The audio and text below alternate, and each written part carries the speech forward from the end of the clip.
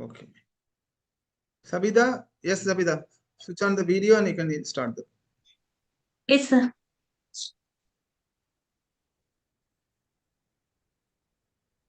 Good evening to each one present here.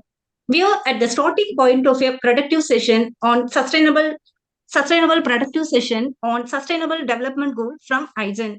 So let me give an overview about IGEN.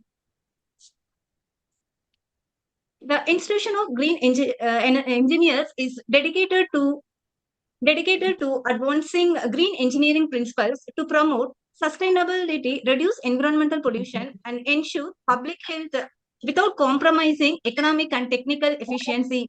The Institution of Green Engineers connects green professionals worldwide working towards United Nations development goals and providing solutions for a sustainable greener future through the Nine Color Nanogun Society. We are now a 12A ATG CSR and NITI org indexed institution, and we are working on the actions listed to help the environment green. So IGEN NCV Club, IGEN SDG projects, IGEN YGR Norme, IGEN VRP, IGEN Awards, IGEN International Day, IGEN Events, IGEN Energathon, IGEN Environment.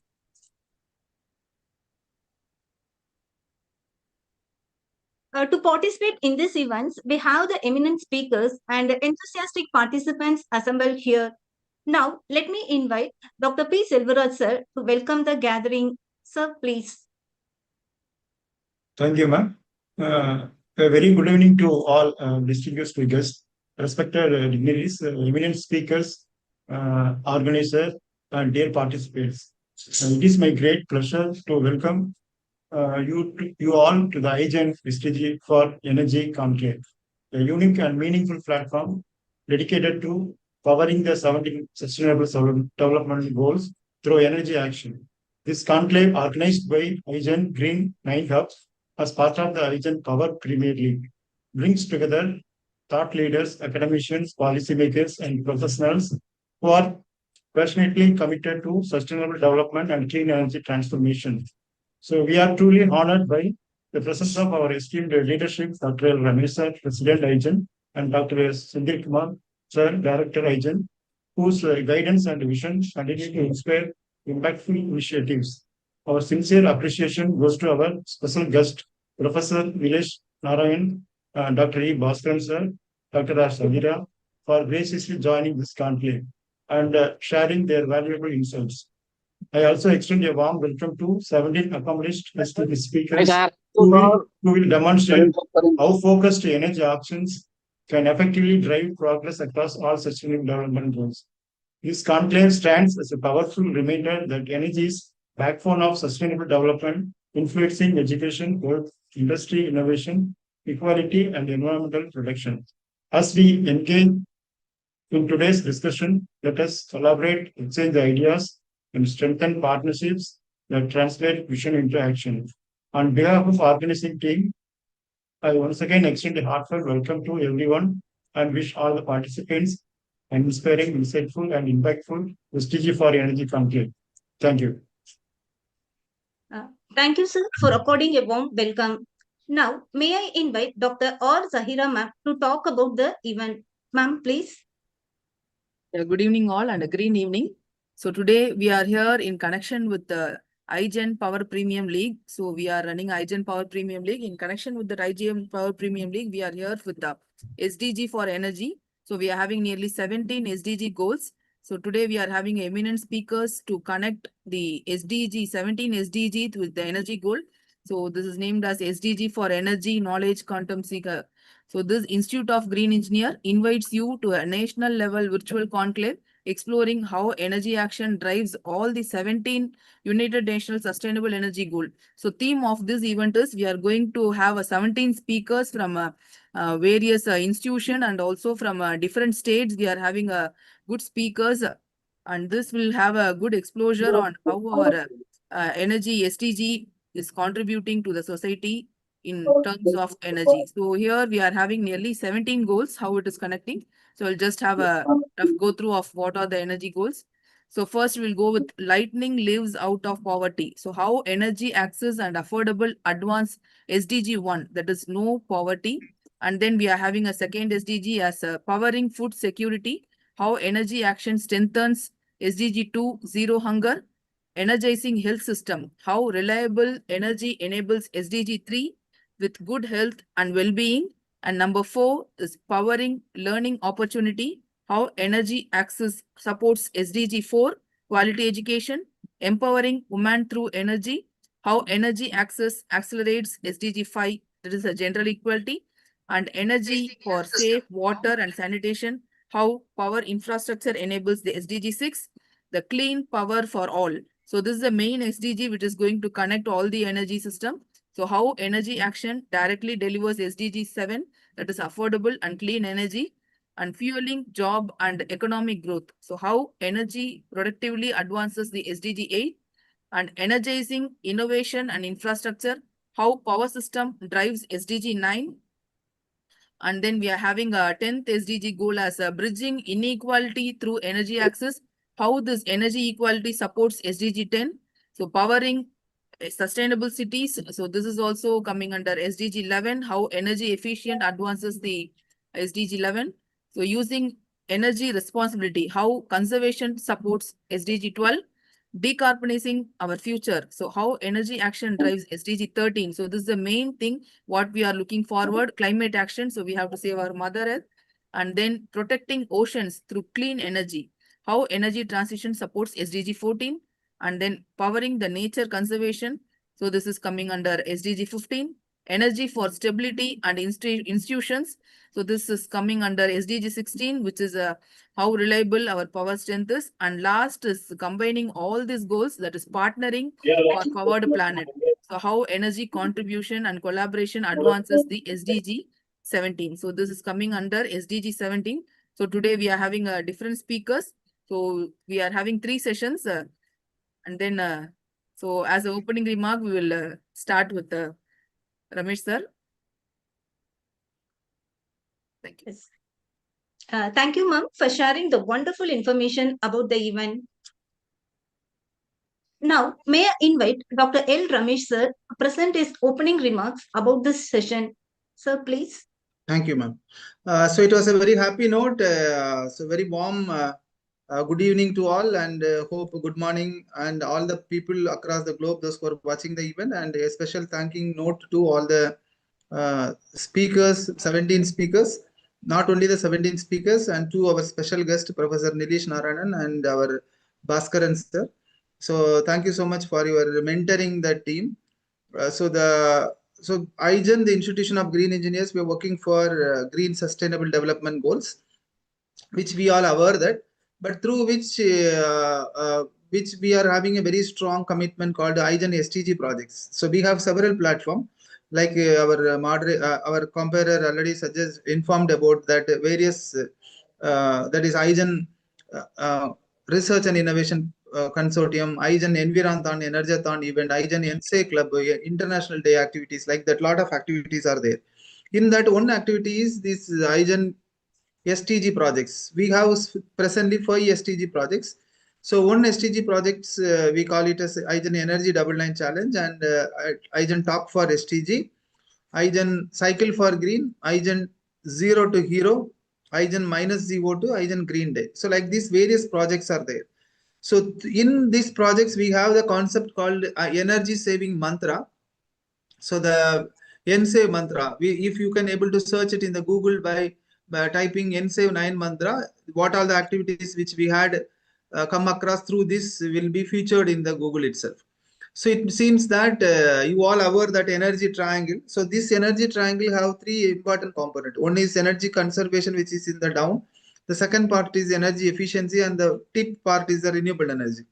So this particular mantra, NSAVE mantra, is related to this energy conservation activities. How we can able to save 1 unit per day at home by implementing simple 9 mantra. We call it as NSAVE 9 mantra.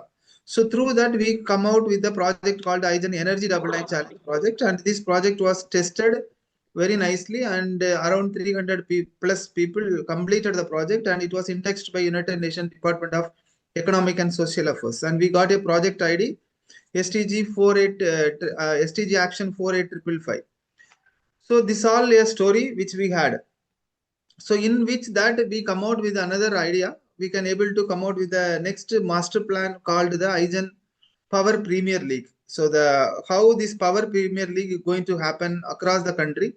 The trial, that is a pilot project of Power Premier League, is going to launch very soon.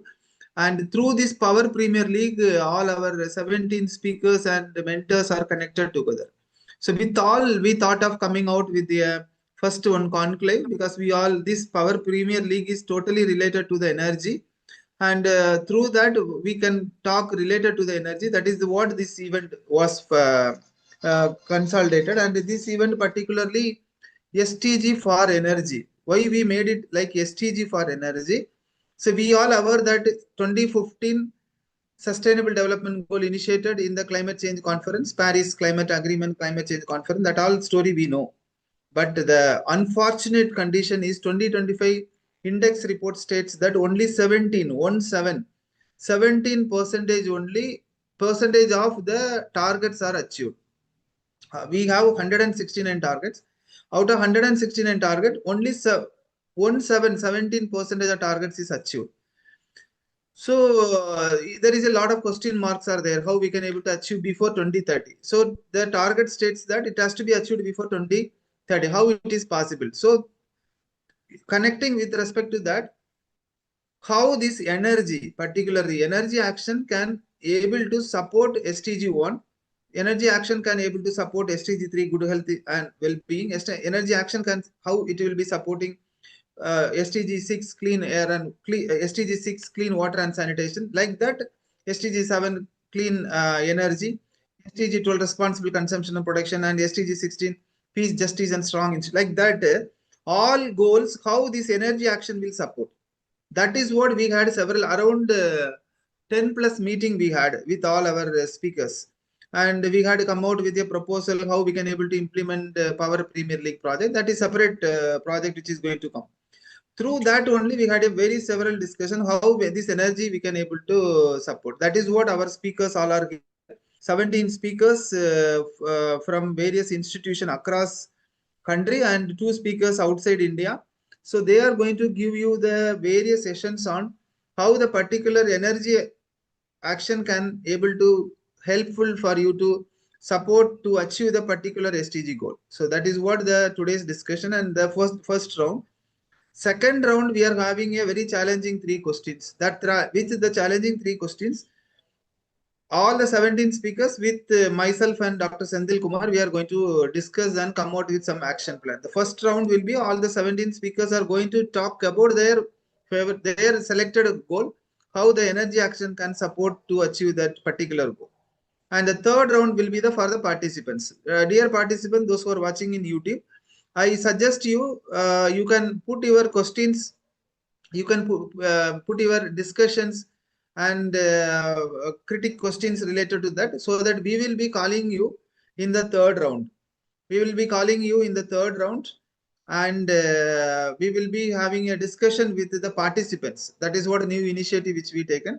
And most of the people already in the WhatsApp group also, our WhatsApp group. So those who want to be the discussion in the third round, you can text your name and your number in the WhatsApp group. So we had connected 2 WhatsApp groups are there. Which WhatsApp group you connected, that WhatsApp group you text, you are interested to talk in the third round with your name and details, so that our team will give you the Zoom link, so that we will be inviting the participants in the Zoom for the third round. It is a little trial this time we are doing. So my humble suggestion for the participants, we are having very good participations now around just I will check you. We are having very good participation. More 100 and around 200 people are watching the program now, and from various institutions. And I invite you to be the speaker for the third round. So if you are interested, text your name, text your number in the WhatsApp group, or text your name, text your number in the chat box. So that Selvaraj sir, you can, or Sabida ma'am, you can check the YouTube chat box also. those students, those who are sending the phone number and their information, you can send the Zoom link personally to them, so that third round you can invite them for the discussion. This is what actually the plan which we are going to do. Now I am handing over the session to the Sagira madam and the Selvaraj, Dr. Selvaraj. They two are the moderator for the round 1. So I will be coming back for the round 2. So before going to that, sorry, I'm over to Sabita madam, because after our mentor special address, then it will be taken care by the Sagira madam. Before that, I would like to invite all our speakers to switch on the video. We will have, then we will be going to the next session. I invite all the speakers to switch on the video for a group photo.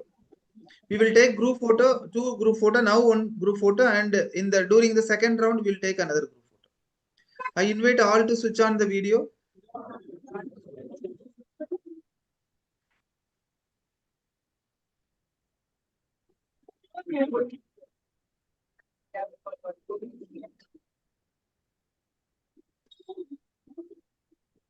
Anyone?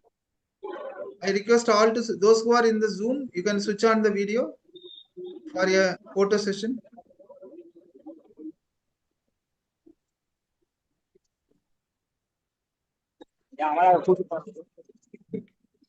Sagira ma'am, have you taken the photo, ma'am? Just a minute.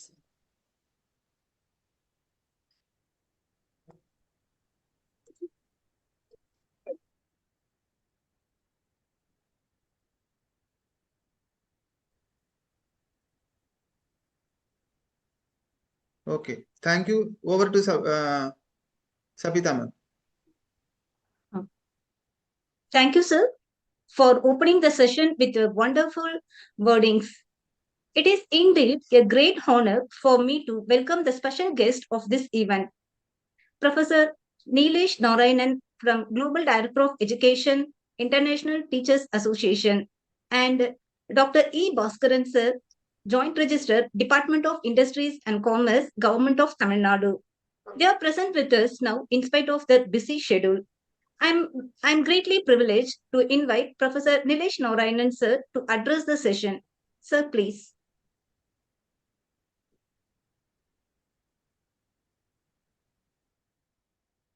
Good evening to all. Great honor and privilege to represent these great platforms online mode. Persons from the different part of the, I can say, world. Some persons from the having the teachers associations are from abroad. They can face the problem of time zone. So I have the appreciation for them having the different time zone. They have joined here and they are trying to join, and they will be also get the opportunity to speak if they want. We are organizing this event to make the success the objective of the United Nations. It's not only the 17 goals, it's the legacy of hope to generations to come. Together we can accomplish the objectives of the United Nations. Together we can achieve not only the goals, we can leave the legacy of hope for the generation to come. As the proverb of the Mahatma Gandhi, that is, as what you are, if you use from the others, we have to represent yourself in the same mode, then you will be expected the result from the others. That is, be the change. If we use the notice in the world, it means if you want to get the result from others, you have to exhibit from yourself. Together we can achieve that is the goals, objectives. One thing, it's not the new things what we are going to discuss about the SDG. In the past, there was the Millennium Development Goal also, that was the 2000 and 2015. But there were only the 8 goals. Here are the 17 goals. Why we could not achieve the target? Partially we became the success. What was the reasons for that? Reasons that is, in that case, only the developing countries were given the priority. Now we have also we are also getting the contribution from the developed countries also. That is the remarkable point. In the past we have focused only the developing countries. Now we are also going to focus making the contribution from the developed country also. Sir, Ramesh sir, just I have explained about the only 17% of the targets have been achieved, have been accomplished, and is it possible to get the rest, the 83% in this short period of time, only in the 4 years? We are passing through the 2026 and the target that is the 2030 only. It means 11 years approximately, I'm not the exactly 11 years, but that has been passed and we have achieved only that is the 17% targets in the short period of time. Only in the 4 years is it possible to achieve the rest target that is 33%. That question rises before us, but it's the very subjective questions. We cannot achieve the 83% at global level, but in the certain part of the world we can achieve it. We can accomplish the target partially, but if we get the support from the governments, if there would be the policy adopted by the government, if that challenge will be accepted by the government, if the initiative will be taken by the United Nations and the governing body of the different countries, mainly the developed country, and make the contributions in the favor of the achievement of the targets, it can be achieved. Being optimistic, I can say that can be achieved in this short period of time, that is the 4 years. But we must have the support from the United Nations. 4 trillion US dollar are needed per year for the accomplishment of this target. That is a great investment that is needed for the accomplishment of the objective you want to accomplish it by the 2030. So there must be the contribution from the developed country, must be that is the contributions from the United Nations member, 193 members. If they will be determined for that, having the full expertise and experience devotions, we can accomplish the target by 2030. That must, it is being optimistic if you think, but you have to, that is the think about the contributions of the developed country. How can we make the contribution of the $4 trillion US dollar per year for the accomplishment of the objective? That is the great challenge before us. If it will be possible, there is a high degree of the possibility for the accomplishment of the target by 2030. A small contribution counts, and we have to multiply our impact.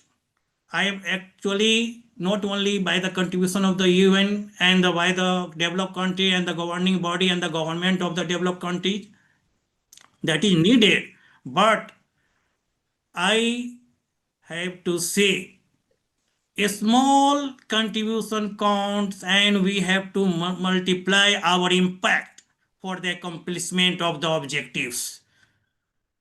So for that, in brief, in the short period of time, I have the request to governing body, to the government, to the youth, to the contributors, to the society, and to the participants, make contributions from the beginning, from the smallest scale, because just I have said, a small contribution counts, and we have to multiply our impact for the accomplishment of the objectives.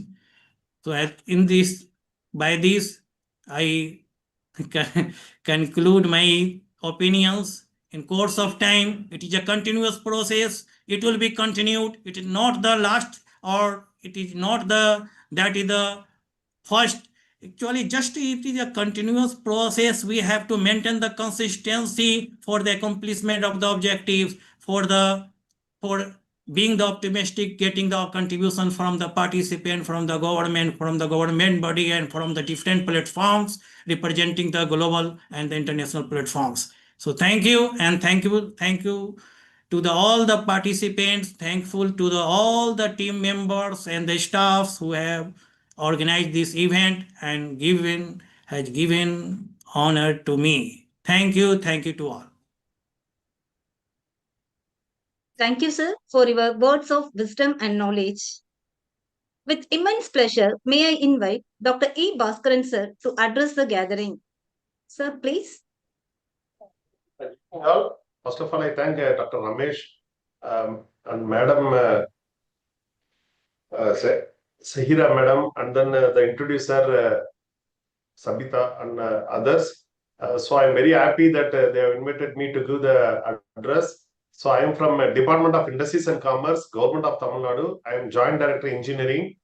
So I am also General Manager of District Industry Center. This DIC is there throughout India. So they are promoting micro, small, medium industries. Now I'm in startup TL. So startup 2 lakh startups are there in India. In Tamil Nadu, we have more than 13,250 startups. Half of them are women startups.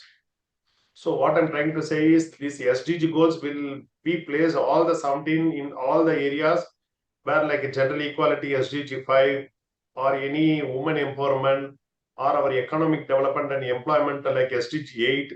And main is from our industry, innovation and infrastructure, SDG9, and then the interrelationship with other countries. So in startups, we have contacted nearly 105 countries. They have attended a year in Coimbatore.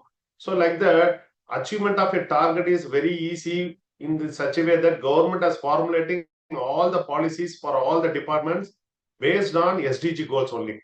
Even while writing policy note, if you see each and every schemes or each and every area, government is putting that SDG. After that only they are framing the policies. So as per MSME and industries, we are having this 8 and 9.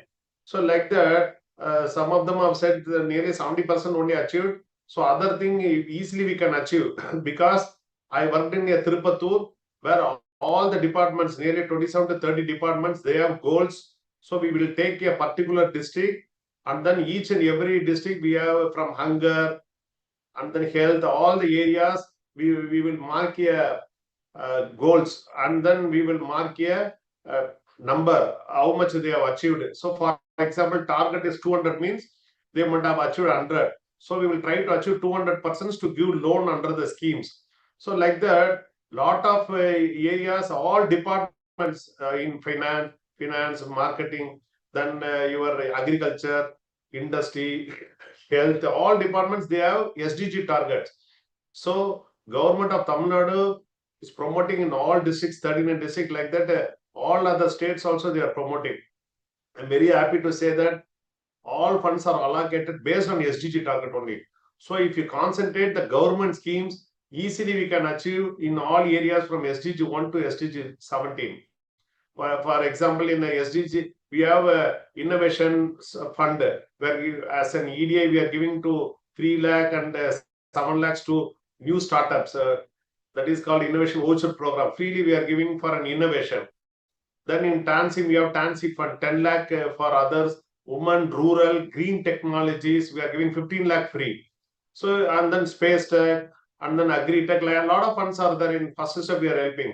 Then we are helping to prepare project reports in the second step. Then how to do proprietor partner in the third one. Fourth, where to allocate land, infrastructure. We have SITCO, 135 industrial estates. SIPCOT, we have TIPCO, Tidal Park. So infrastructure-wise, we are helping. Then fifth one, how to get raw material and machinery from MSME Mart. So that area also we are concentrating. Then single window clearance from all department, 200 clearances we are giving from industries department. Only one website for micro, small, medium and large. Up to 5 crore, 25 crore, 125 crore are MSME. Then startup also, they have to invent a product, process or services. Then we have a lot of funding for schemes. For any provision store, fancy store and all, they can go for trading. We have UIGP, Prime Minister Employment, we have for service sector 20 lakh, 50 lakh for manufacturing. The need scheme we have from 10 lakh till 5 crore, we are providing loan through banks. Then we have Prime Minister Food Processing, all food industry, they can start up to 1 crore. They can do. Then we have Annal Ambedkar scheme for SC/ST entrepreneur. 1 crore we are giving free from them. Then we have Kalanar Cabinet that are using and they can produce lot of products. So that also we are funding 3,50,000 subsidy. And then we have recently woman scheme we have developed, but 10 lakh women can start an industry. 2 lakh we are giving free. So, and then capital subsidy, any machinery investment on energy sector or whatever sector, if they invest on the plant and machinery, 25% will give free up to 1.5 crore. Any machinery they can import from foreign countries also. And then we have patent subsidy 3 lakh, trademark 25,000, and then SME stock exchange that 30 lakh we are giving free. And then employee provident fund 24,000 per employee for like that ISO. Then any ISO certificate from India or foreign, we are giving 2 lakh, 10 lakh like that. Any exhibition, buyer seller meet. So that is one. Then we are giving entrepreneurship development training like financial management, human resource management, production management, marketing management, all free training, whatever through online. Even in the startup TN, we are giving mentorship training, and then through various foreign. Now also I have attended one US consulate. They have given one training for some startups how to do business with the foreign countries, German or US or like that. We are helping to get all through smart card. We are helping to get income tax registration, GST, employee state insurance, provident fund, pension in the 9th step. Finally, Udyam registration. That also Tamil Nadu government of India free certificate, MSME certificate. Udyam registration you can do freely, or DPIIT registration for startup. So that also we are helping. We are giving smart card. You can get all services, legal services, financial services from our department. Then finally, export. Export is very important. Throughout the world, you can do export. We are giving free some training how to do export through air or ship like that. Export subsidies, export insurance, like APEDA, MEPEDA for agriculture, and then for garments like apparel export promotion council, engineering export, gem and jewelry, spices, kaya, coffee, leather, like that. Lot of promotion council, all. So from innovation till export, all areas, government of Tamil Nadu is helping for a student startup. So for student, we have urban spoke model, hackathon, lot of programs we are doing, and then with your funding also. We have incubator, that is very, very important. We have Tamil Nadu, we have 160 incubator. Now we have funded 7.5 lakhs to each incubator. In Global Startup Summit at Coimbatore also, we are given to 25 startups, 25 colleges, incubator. Now also we are calling for thing. So 25, 23 already we are given. Now again 25 we are going to go for 7.5 lakh to all colleges. So that and all we got nearly 73 application from colleges. Like that, all area from innovation from student till marketing. Main India wants to grow means like America and China, they are number 1 and 2. German 3, we are number 4. We have to come means only main thing is manufacturing. So we are only 25% manufacturing, service sector is 75%. India has to concentrate more on manufacturing. We have to buy our phone, our product, our manufactured product, make in India, made in India. All if you do, our economy will grow. We will try to come at least number 3 in future. So all this sustainable development goal in all department, government has sufficiently they are funded. That's what I am trying to say. If you take all policy note, all SDG will be mentioned in that. In our MSME policy note, I have seen SDG 5, 8, 9, 17, almost all things are covered in all departments. So effectively, my request is all the members, you can make use of our scheme. You can read all the department scheme so that you can try to implement that, so that you can get funding as well as you can make the SDG goal target easily achievable. So I thank the organizer for giving me this opportunity. Anything related to my department, you can contact me. Madam and sir is having my number. So once again, I thank you very much.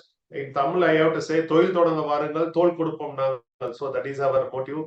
So once again, thank you very much for giving me an opportunity. Thank you. Thank you, sir, for sharing your valuable inputs with us. Yes, ma'am. Now it is time to formally start the SDG4 Energy Conclave. We have all the great speakers with us. I would like to invite Dr. Zahira ma'am and Dr. P. Silvaraj sir to start the session one. Thank Please, you, ma'am. ma'am. Yes, ma'am. So first of all, I wish to thank our guest speakers. So Professor Nilesh sir, Global Director of Education, International Teachers Association, and also our another special guest, Dr. E. Bhaskaran sir, Joint Director, Department of Industries and Commerce, so Government of Tamil Nadu. So thank you, sir, for being a guest and honoring our event. Thank you. And we are expecting our input for our Power League also. So I wish we can continue our journey for this successful Power League. And now we'll go with the sessions. So today we are here with the SDG4ENERGY Conclave. So 17 SDGs, 17 speakers demonstrating how energy action powers every sustainable development goals. So for this, we are having 3 rounds in this conclave. So round 1 will be the energy action and each SDG. So 17 speakers will be, each speaker will be given 3 minutes of time. So I request all the speakers to stick on to the time. So since we are having 3 rounds of session. So second round will be a moderator lead discussion. So here we will be having the moderators, Dr. L. Ramesh sir, President IGEN, and also Sendil Kumar sir, Director IGEN for this discussion, panel discussion with 3 action questions. And then as a round 3, we are having a participant interactive question and answer session. So already our President sir informed that to message in WhatsApp so that as a participants in YouTube, you can also join this session in the live. So we will start the session with round 1. So I request Dr. Y. David Solomon sir from St. Mary's Women's Engineering College to present your SDG 1 session, sir. Welcome, sir. David sir, are you there? Yeah, ma'am. Yeah, you can Good switch on your evening, camera everyone. and you can, okay. Yes, ma'am. Yeah, good evening, everyone. I thank the organizers for giving me the opportunity to be a part of IGEN SDG Energy Conclave. And my SDG goal I have chosen is about no poverty.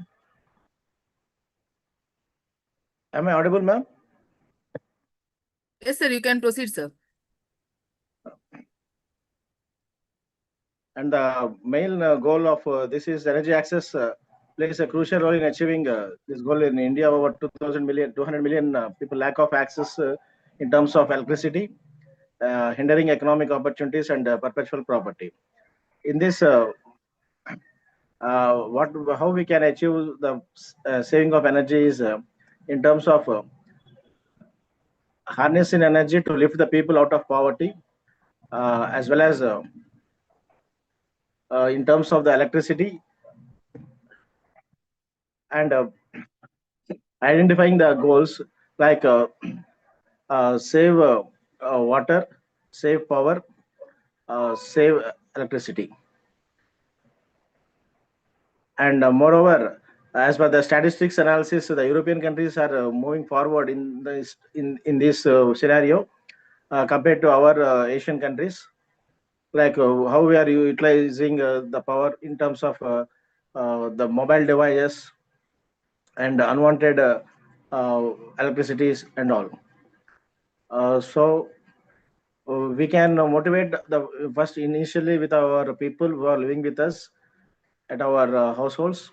Later, as we are as an academicians, we can discuss with our students, having some clubs with the student activity members, and motivate the urban and rural area people also, so that we can proceed in terms of building any startups and making initiative, as well as keeping some community-based oriented, what we can say, communal society related activities. So that's what I can talk about this no poverty in this sustainable development goals. Thank you, one and all.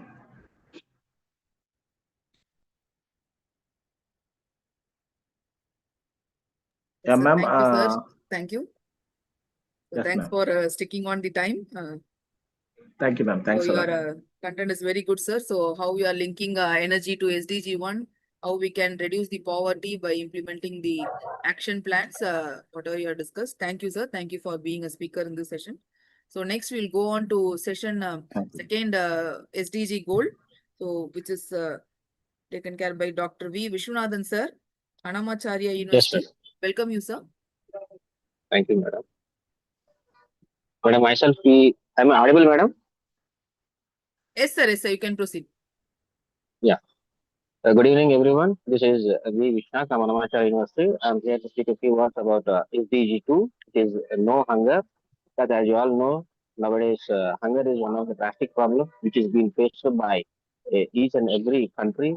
So they are having drastic plans to implement to make their country free of hunger. So basically thinking about what are the roots of hunger, that is agriculture is one of the important things which every country is focusing and must focus to prevent the zero hunger. But now we will discuss about how this energy can be effectively used for agriculture point of view. So nowadays in India, if you try to consider, the power breakage is one of the problems, and also the irregular supply of power is one of the drastic problem which is being faced. So in order to prevent all these sort of power shortages and to help the farmers, why can't we produce or why can't we rely on renewable sources like solar power? So because of which there will be continuous supply of power, and also at the same time the government organizations are continuously focused on providing subsidies to the farmers, but the farmers are not aware of all these sort of subsidies and all. And also at the same time, if you try to consider malnutrition, which is also one of the problem. Why? Because the people in India are suffering with malnutrition here. And also after having enough harvestation, the farmers are also being faced the problem of how to preserve their crop, because they are having the lack of one important thing is storage facilities for crops, because each and every crop, if you want to store for longer durations of time, the major thing is the power consumption, and the bills which they generate per month or year is a very huge problem. So because of which farmers are also not able to do that. So our motto should be just relying, just supplying or otherwise motivating them towards renewable sources of energy, so that even with a less amount of energy, how the crops can be effectively stored. And also at the same time, each and every country nowadays are involved in wars and all. So because of which they are becoming poorer, because all those economies are being invested on wars. So because of which, again, the problem comes here, how they can be effectively investing on making their countries zero hunger. So what we try to do is, why can't we reliably, that means we can't focus on that means bioconserving diesels or biodiesels and all, so that whatever the energy that is being generated through those unaffecting the environmental conditions and all can be effectively used for preventing the hungers and all. And also at the same time, by using less amount of energy, why can't we generate or why can't we support the farmers for producing an crop which is having a multiple yield? So that is also one of the major problem or one of the major goals which is being used or which is being focused. So what I mean to say today's session is, our motto or our goal or our zeal should be helping the development, helping the people of India, especially farmers or especially children or especially we can say the women, so that this power can be used as an effective tool for preventing zero hunger. That's what I mean to say. And as a small project purposes, I want to make a let me say a group discussions or make a group of my students to go to any rural area, educate the farmers regarding what are the subsidies available and what is the importance of power consumption and how many types are there for consumption of power. Clear. So what are the basic advantages what they can get from even governmental agencies? Clear. So that's what I need to focus. Yeah, madam. Thank you, So Vishwanath, this sir. is my thank you, madam. Thank you, Vishwanath, sir. You have very well addressed on how we can overcome the hunger by educating the farmers with solar powered agriculture, or else we can innovate the project. As an electrical engineer, we can innovate the project and we can educate the farmers. So a very good initiative. So we are looking forward for good projects from your end, I too. Yeah, madam. Thank you, madam. Thank you, sir. So next we are moving on to goal 3. So it is taken care by Dr. Ebenezer Idav. I welcome Ebenezer Idav Ajay from Thank you very much. Ozen State University. Yes, please. Good afternoon. I'm speaking from Osun State University in Nigeria. I appreciate the opportunity to be a part of this national conclave. So I will be speaking on energy-enabled diagnostics. Switch on your camera, and, Ebenezer. okay, I think I did. Okay, 1 minute.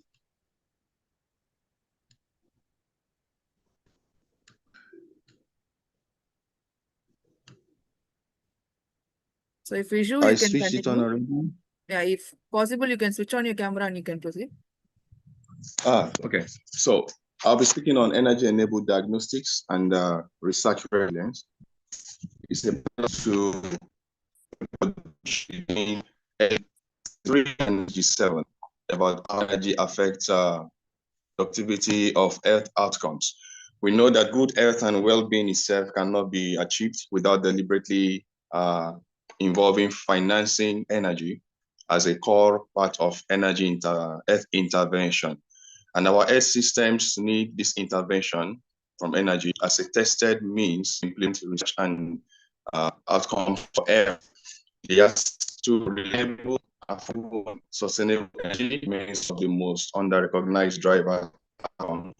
We know that nations are funding in some limited facility in health, the sector, when there are weak energy infrastructures on ground, serves as to this healthcare delivery and what we expect from our medical research, pharmaceutical innovation for this surveillance, which has to be continuous, and also especially at the community level, where we look at low or medium countries or where we have less resource countries, and it's going to become a bigger problem. So we talk about the intentional laboratory platforms, renewable powered and therapeutic development systems.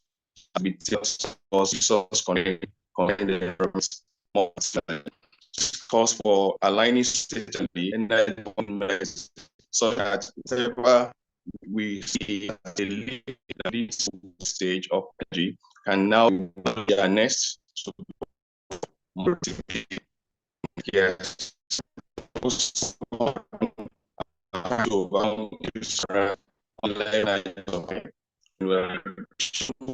Quick and there are no energy powered gadgets to really support them. Taking for instance, when you have people from accident sites and then they have to be moved in ambulances. There are certain desktop tools that need to be working between when they take from the individual. So clean energy, green energy, and support the systems. So we think about how we deploy more of ambulances that have solar power to carry all this bench support accessories. For example, in and have too expensive.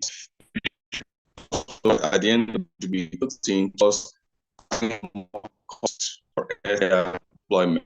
I think that we try to also consider and kept the environmental and ecological aspect. It does not release cause toxicity or more damage to the environment than we already have. So this 87 we know talk about energy access, then look at how to operationalize this energy-enabled environment for the health sector, and then demonstrate how renewable and energy efficient systems can directly improve health research outputs, the clinical translation, and community well-being.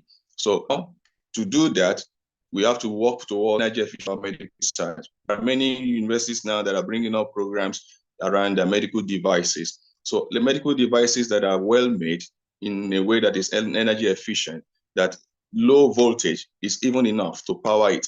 without affecting the reliability of such readings or data gotten from it, and then without also delineating or confusing more for reproducibility of such results.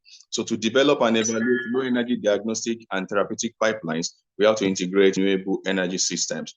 And again, the local capacity, we have to train more hands, train more students, either through vocational training, maybe short term, or through the programs that we have in our universities, so that they can come in and maybe as postgraduate students and learn within short period of time, so that as trained personnel, we can have sustainable health technologies. And again, we have to generate policy relevant evidences so that we know it becomes a policy, so that there are no more leakages.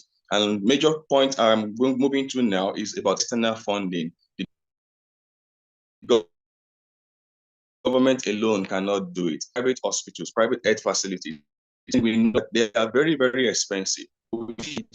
Maybe provide insurance, health insurance is not catching up. What can we do? We have to look at external funding, philanthropies, people who say we are interested in invest in the health of our nation.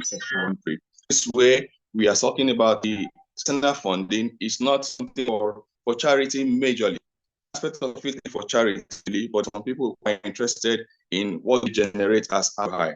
But how do we implement all these policies to overcome the barriers, and not just to bridge theoretical gaps? How do we really ensure that this poverty is also removed, because this is very, very common?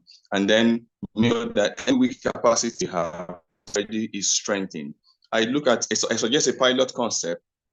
I've mentioned medical devices with modular solar battery system and some other devices that can be point of care, good for point of care setting. That is, they use low energy, they are for point of care diagnostics, and they can be easily used for digital data capture. And then beyond that, we want to share this training for the community workers, laboratory staff, and even early career researchers, not just in diagnostics, but in energy-aware health practices. Proposed key outcomes include, when we know that there are disease monitoring and surveillance in us, for us to achieve protection for the populace, and know already that we have notifiable medical conditions, general surveillance, we know how to quickly report them. If you are not able to diagnose correctly, or under energy efficiency, how can we go to embed the place? So we have to think, say, we reach this most, and then we create a compelling case for philanthropic co-finance. People who have money, invest energy, and strategically invest energy for conversion to wealth into earth infrastructure. So this way we have earth energy efficiency for infrastructure that are both ecologically and socially integrated. So at the end of the day, we should be able to say credibly and data based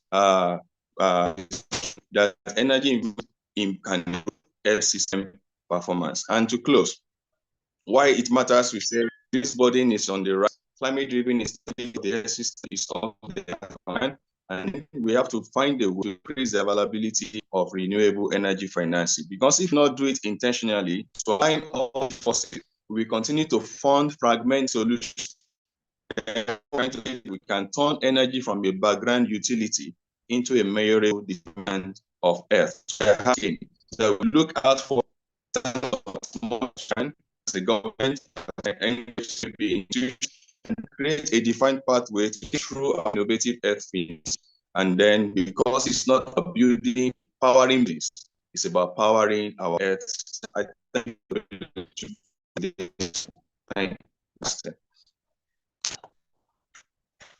Thank you, Ebenezer. It's a very good initiative from your end. So it is a good initiative that we have to introduce renewable energy, low powered medical facilities, so that all the areas, all the worldwide hospitals will receive the good and effective health. So it's a very good idea. So the participants who are watching in YouTube, you can initiate a project for a medical purpose. You can innovate. We are all going through the renewable energy and agriculture. So Ebenezer have correctly pointed out, without health, we cannot do anything. So we have to invent low power devices for the medical field so that it will be very useful for the health and also the good well-beings for our human beings. So thank you, Ebenezer. It's a very good idea. We will look forward for projects also. We can have in IPPL. So next we move on to SDG4. So without education, we cannot do anything in nowadays. So for SDG4, I call upon Dr. Sagar sir from Reva University. Welcome, sir.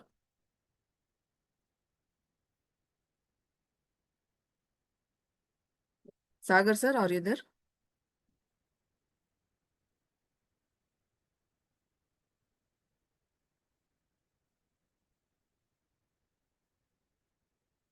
Sagar sir, are you there?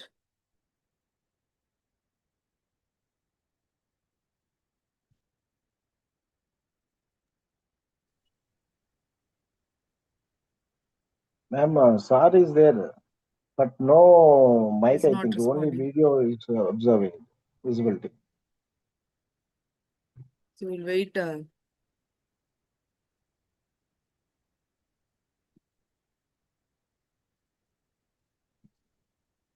So we'll move on to next SDG. So once he joined, we can continue with SDG4. So the next SDG is gender equality. So I invite Dr. Y. Vinodini ma'am, Noble Postgraduate College from Noble Postgraduate College. Welcome, ma'am. Vinodini ma'am, are you there? Yes, madam, I'm there. Yeah. Good evening to everyone. Mine is very specific. That is SDG 5. Good evening, all. I'm going to talk about gender equality. It is purely on gender equality, SDG 5, connecting with our sustainable development goals and SDG 4. See, at the center of the implementation, because gender equality is not just one goal among 17, but a structural accelerator that determines the success or failure of nearly all the goals. When women and girls lack equal access to education, healthcare, energy, finance, technology, the progress will hinder. And when advancing in Sustainable Development Goal 5, that is gender equality, requires moving beyond the symbolic inclusion to embedding gender responsive design in every policy and project. And here, particularly in high impact sectors such as clean energy, water, sanitation, agriculture, and urban development. For example, when we look at it, access to clean energy dramatically reduces women unpaid care and drudgery burden, improves health outcomes by eliminating indoor air pollution, enhances safety and mobility, and creates new livelihood pathways through women-led energy enterprises like self-help groups and green jobs. When women are included as energy producers, technicians, entrepreneurs, and decision makers rather than passive beneficiaries, clean energy projects really becomes faster, more resilient, and socially acceptable, accelerating Sustainable Development Goal 789. So here, gender inclusive education and breaking intergenerational poverty cycle, while women leadership in local governance, improve service delivery, transparency, and climate resilience at the community level. However, achieving this remains a challenge due to entrenched social norms, unequal asset ownership, informal employment structures, and limited access to finance and women-led initiatives, which means that progress must be intentional, targeted, and backed by resources. Governments and institutions must therefore prioritize gender budgeting, women-centric financing mechanisms, skill development, and data-driven monitoring for gender outcomes, recognizing that investment in women yield the highest social and economic returns of any development strategy. If the world genuinely integrates SDG 5 into every development decision, treating gender equality as the foundational of sustainable development rather than an optional, or add on, then even if SDG targets are not fully achieved by the target which is given is 2030. So it should become irreversible, inclusive, and resilient. In the sense, the question is not whether we can achieve SDG 2030, but whether we can afford not to, because without gender equality, SDGs remain aspirational on paper rather than on reality. So we can easily make sure that we can attain by ensuring that women have the same rights, responsibilities, opportunities, and decision-making power as a means as how men or boys in every sphere of life. So the development is not just inclusive, but it must be a gender equality and is formally expressed through SDGs, it involves eliminating all forms of discriminations and violence against women and girls. This way, we can merely achieve women's full and effective participation and leadership at all the levels, which includes political, economic, social decision making. Importantly, it is not about treating everyone in the same way, but correcting historical and structural disadvantages faced by women and girls. And this will help us in making women empowerment and girls as agents of change and beneficiaries, not just as beneficiaries of development, but ensuring that women has equal opportunity in sustainable development. Thank you.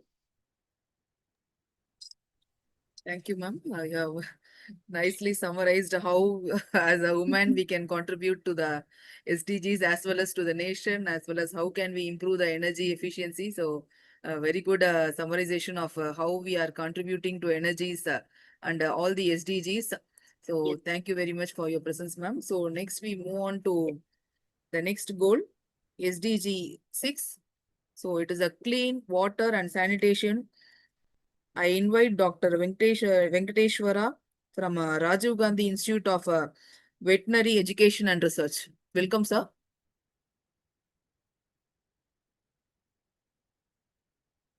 Venkateshwara, sir, are you there?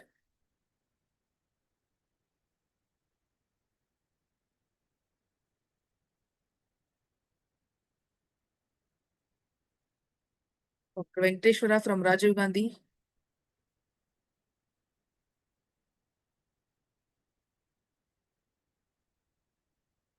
Okay. So we'll move on to next goal, SDG 7.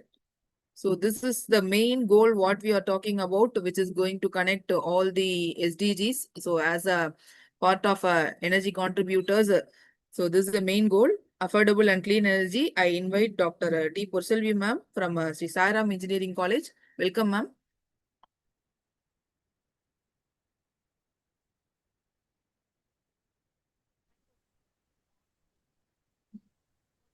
Ma'am, Not partially, audible, madam. your voice not audible, ma'am. Better you can remove the headphone and talk so that maybe there will be a problem in the headphone. Hello, is it audible? Ah, now okay, ma'am. Yes. Okay. Okay. So I'm going to talk on SDG 7, which is affordable and clean energy. SDG 7 is the foundational pillar for global progress, which aims to ensure universal access and to affordable, reliable, sustainable, and modern energy by the year 2030. There are 5 targets for SDG 7, which are structured around 3 primary objectives. The first objective is ensuring everyone has access to modern energy. The second one, increasing the share of renewable sources. And the third one is on improving the energy efficiency. If we consider the first target, which is universal access to energy, we can see that the global electricity access rate reached 92% in 2023. But still, the number of people without electricity, it counts to 666.4 million.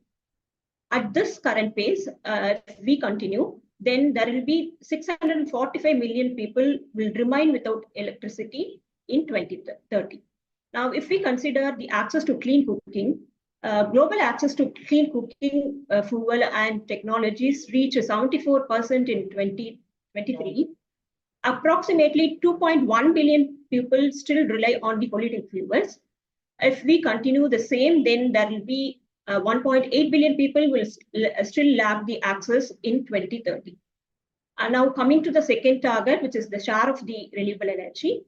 The share of the renewable energy in the world's total energy consumption increased from 15.6% in 2015 to 17.9% in 2022.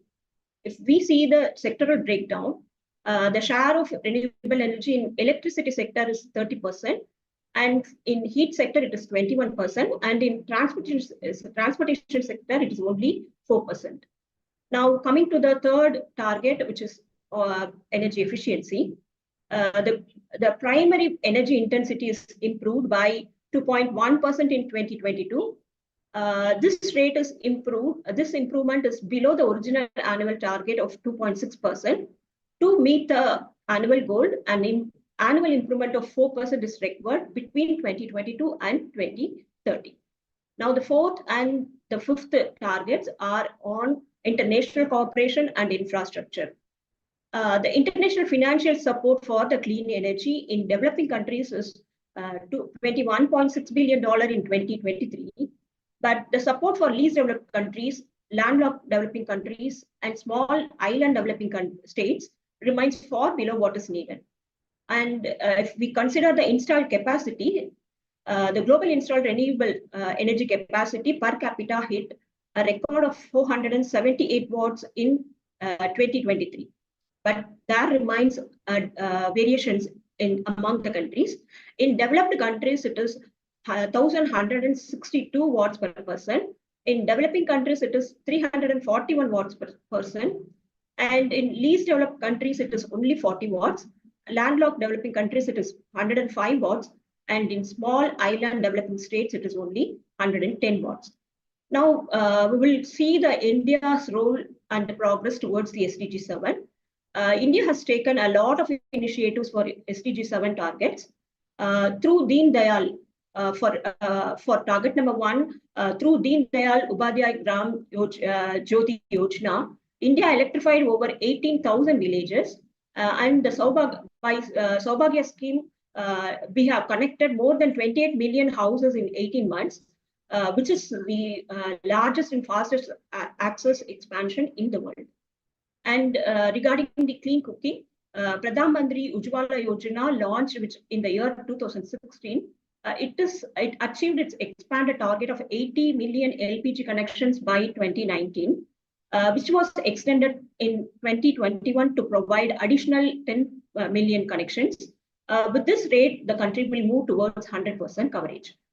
And coming to the third target of improving the energy efficiency, coming to the second target of renewable energy share, India has enhanced its target to achieve 450 gigawatt of renewable energy installed capacity by 2030. The Green Energy Corridor, which is the scheme announced in 2013 by Power Grid Corporation of India, this project aims to synchronize the electricity from renewable energy sources with the conventional grid at both inter and interstate levels. Then we have National Hydrogen Energy Mission, which aims to make India a global hub for green hydrogen. Then we have Solar Manufacturing PLA scheme, the Production Linked Incentive Scheme to create 10,000 megawatt of integrated solar PV manufacturing capacity. Now coming to the third target, which is on energy efficiency, National Determination Contributor Commitment aims to reduce the emission intensity of its GDP by 33 to 35% over 2005 level by 2030. We have already achieved 28% reduction. Then the key areas that need to be concentrated for SDG 7 are, we need to concentrate on the technologies such as power electronics, smart grids, energy storage systems, and wide band gap semiconductor devices, which are widely used nowadays in power converters, which are used in the renewable energy technologies. So if we concentrate on all these technologies, then it is possible to make the renewable energy contribution even much more than which is happening now. Now, as a concluding remark, SDG 7 is the foundation upon which many other sustainable development goals depend. In addition, we need to concentrate on the conservation of energy also, as every kilowatt saved is kilowatt that doesn't need to be generated. So every individual and the organization has a role to play in this global effort. The key actions that need to be included to meet the SDG 7 are promoting the energy efficiency in homes and workplaces, supporting the adoption of renewable energy technologies, encouraging the research and the innovation in clean energy, educating the students and the communities on responsible energy choices, and then we need to concentrate on the energy triangle, which is on energy conservation, energy efficiency, and the share of renewable energy. So we need to take necessary steps and actions to achieve the target. Thank you very much. And I would suggest some projects for improving the SDG 7 and for the students. We can, as students, engineering students, we can motivate the students to develop micro wind turbines that can be built using 3D printed as a 3D printed parts. The blades can be printed using 3D printers. That the material which we can use is the waste PVC pipes and all. We can use it for developing the blades. Thank you. Thank you for the opportunity. Thank you, ma'am. So as this goal is the main goal for all the other SDGs, so here we are to talk about energy and connecting all the SDGs with this energy. You have very well given a statistical data, how the Indian report from United Nations is there for all the SDGs. So very well given a summarization, ma'am, and also you have given an input to the participants for making the projects also. So thank you, ma'am. Thank you for your presence. So I now invite, so whether Sagar sir is there? Sagar sir, have you joined?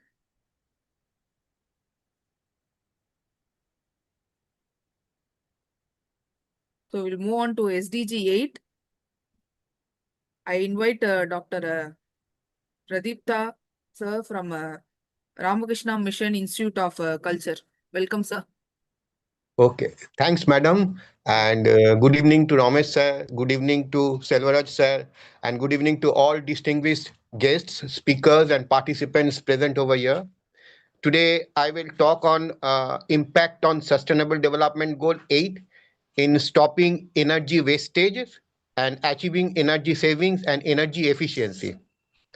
Now, SDG 8 deals with decent work and economic growth, which actually targets to promote sustained, inclusive, and sustainable economic growth with proper and decent work for all.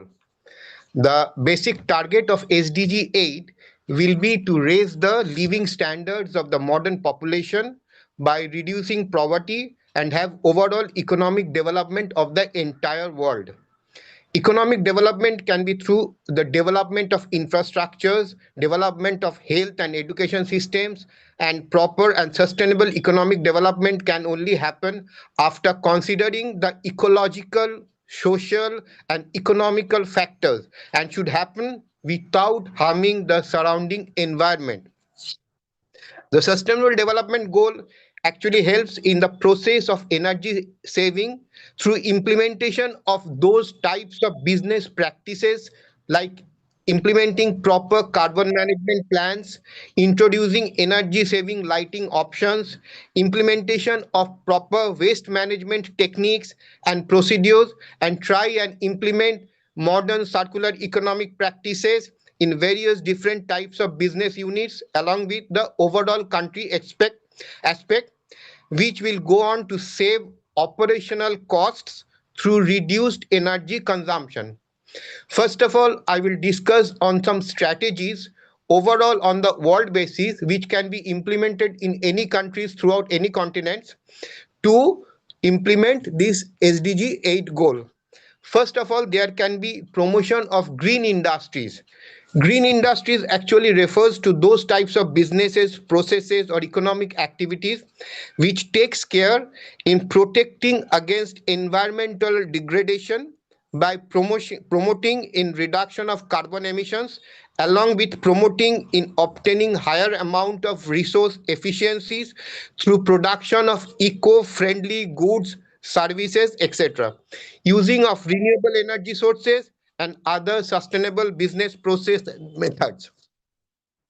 Then comes promotion of green technologies.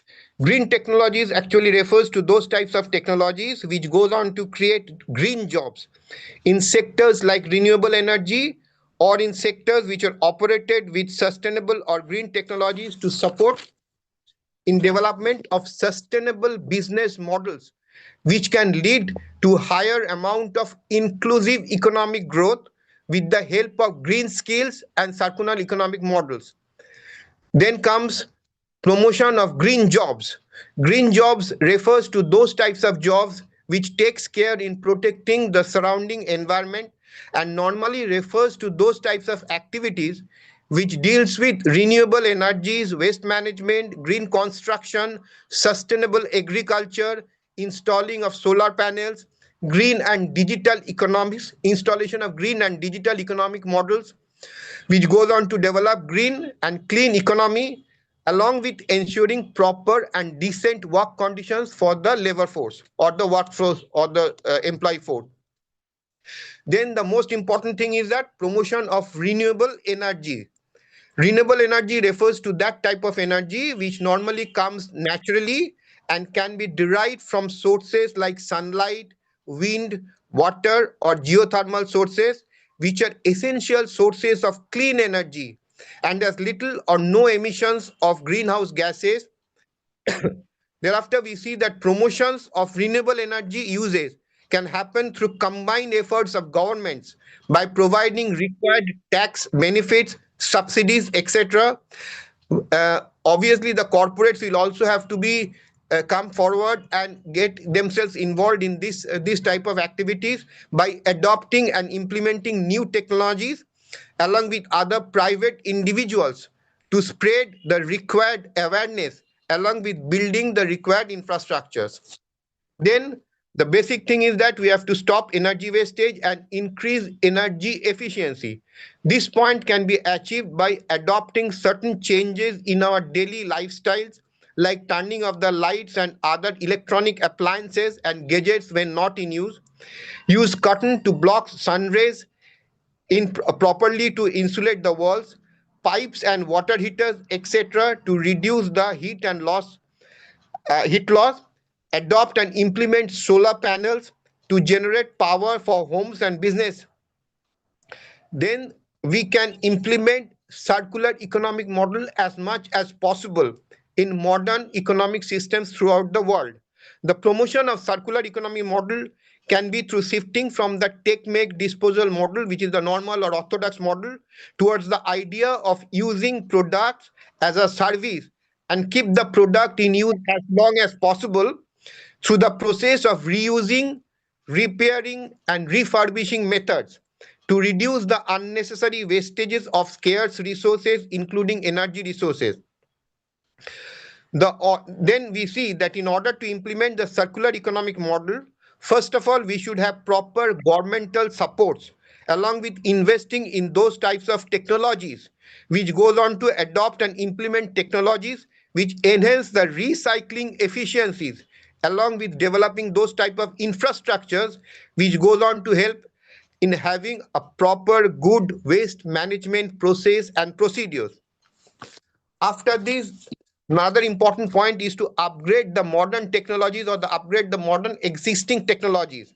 Promotion of innovations to upgrade technologies to achieve the targets of SDG 8 by creating well-designed supportive policies, investing in upgradation of skill and knowledge to create new and better jobs for overall inclusive growth and boost economic growth and sustainable development for the entire world. Then we see that we have to introduce technologies which includes digital model, like in implementing of digital technologies and digital finance In the modern world, with the advancement in various types of technologies like artificial intelligence, blockchains, etc., we should try and implement digital technologies as much as possible to reduce the unnecessary wastages of scarce resources and energies. Then I will move on to discuss something about the India specific. Some points which India has to take to uplift its activities to achieve the SDG 8. The first thing is that India needs to focus on two aspects which are known as urbanization and the manufacturing. The attainment of SDG 8 will also help in moving further towards attainment of various other goals and their indicators. But the first of all, in order to have these achievements, India needs to have a proper population which is healthy, well nourished and educated, and more importantly, equal rights should be along the genders. India's economic growth story has been driven by the services sector. Currently it is driven by the service sector, which actually contributes 62% of the India's GDP. So we have to try and implement or specialize manufacturing sector so that the growth rates comes above. But we have to take care also that this growth should also see that we have solution to the poverty level which is still existing in India. To accelerate the growth of the manufacturing sector to at least 9%, strategic interventions is required. Something like require revival of the industrial policy, proper infrastructural support with innovation and skill development. Then India can pull foreign direct investment sources to pump in the required capital, increase the resource efficiency by decreasing the energy wastage and increasing the material efficiency also. Here we see that Niti Aayog is creating a dynamic portal with data on various available indices. After this, the government is also moving towards digitalization of employment portals, employment exchanges, and IT-enabled services. The most important step is to link the private placement and training agencies with the national and state employment portals. After this, one of the most important thing is also modernization of the agricultural sector, which has the capacity to produce food and reduce hunger and poverty. Then we have to step up the gender equality to facilitate the participation of women in the various employment sectors. Develop more and more startup and medium enterprises to include or increase employment. And this can be helped by the government initiatives like Make in India, Startup India, Digital India, which has the capacity of creating employment opportunities for the modern youth.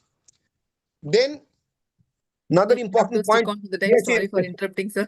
Okay. The final thing is that we are one of the most important point is also we have to go on for forest conservations, and at the same time, government has also to introduce specific employment generation schemes, which they have already done, and reduce the informal employment, which is currently a very huge amount in India. So with this, I conclude how we can develop a modern framework to achieve the SDG 8 targets within 2030. Thanks a lot, madam. Thanks a lot for giving me the opportunity. Thank you, sir. Thanks for having a wonderful session on SDG 8. So I now hand over the session to Dr. Selvaraj, sir. So he will be moderating the next half of SDGs. So welcome, Selvaraj, sir. Thank you, ma'am, for conducting a wonderful first SDG 7 coordination.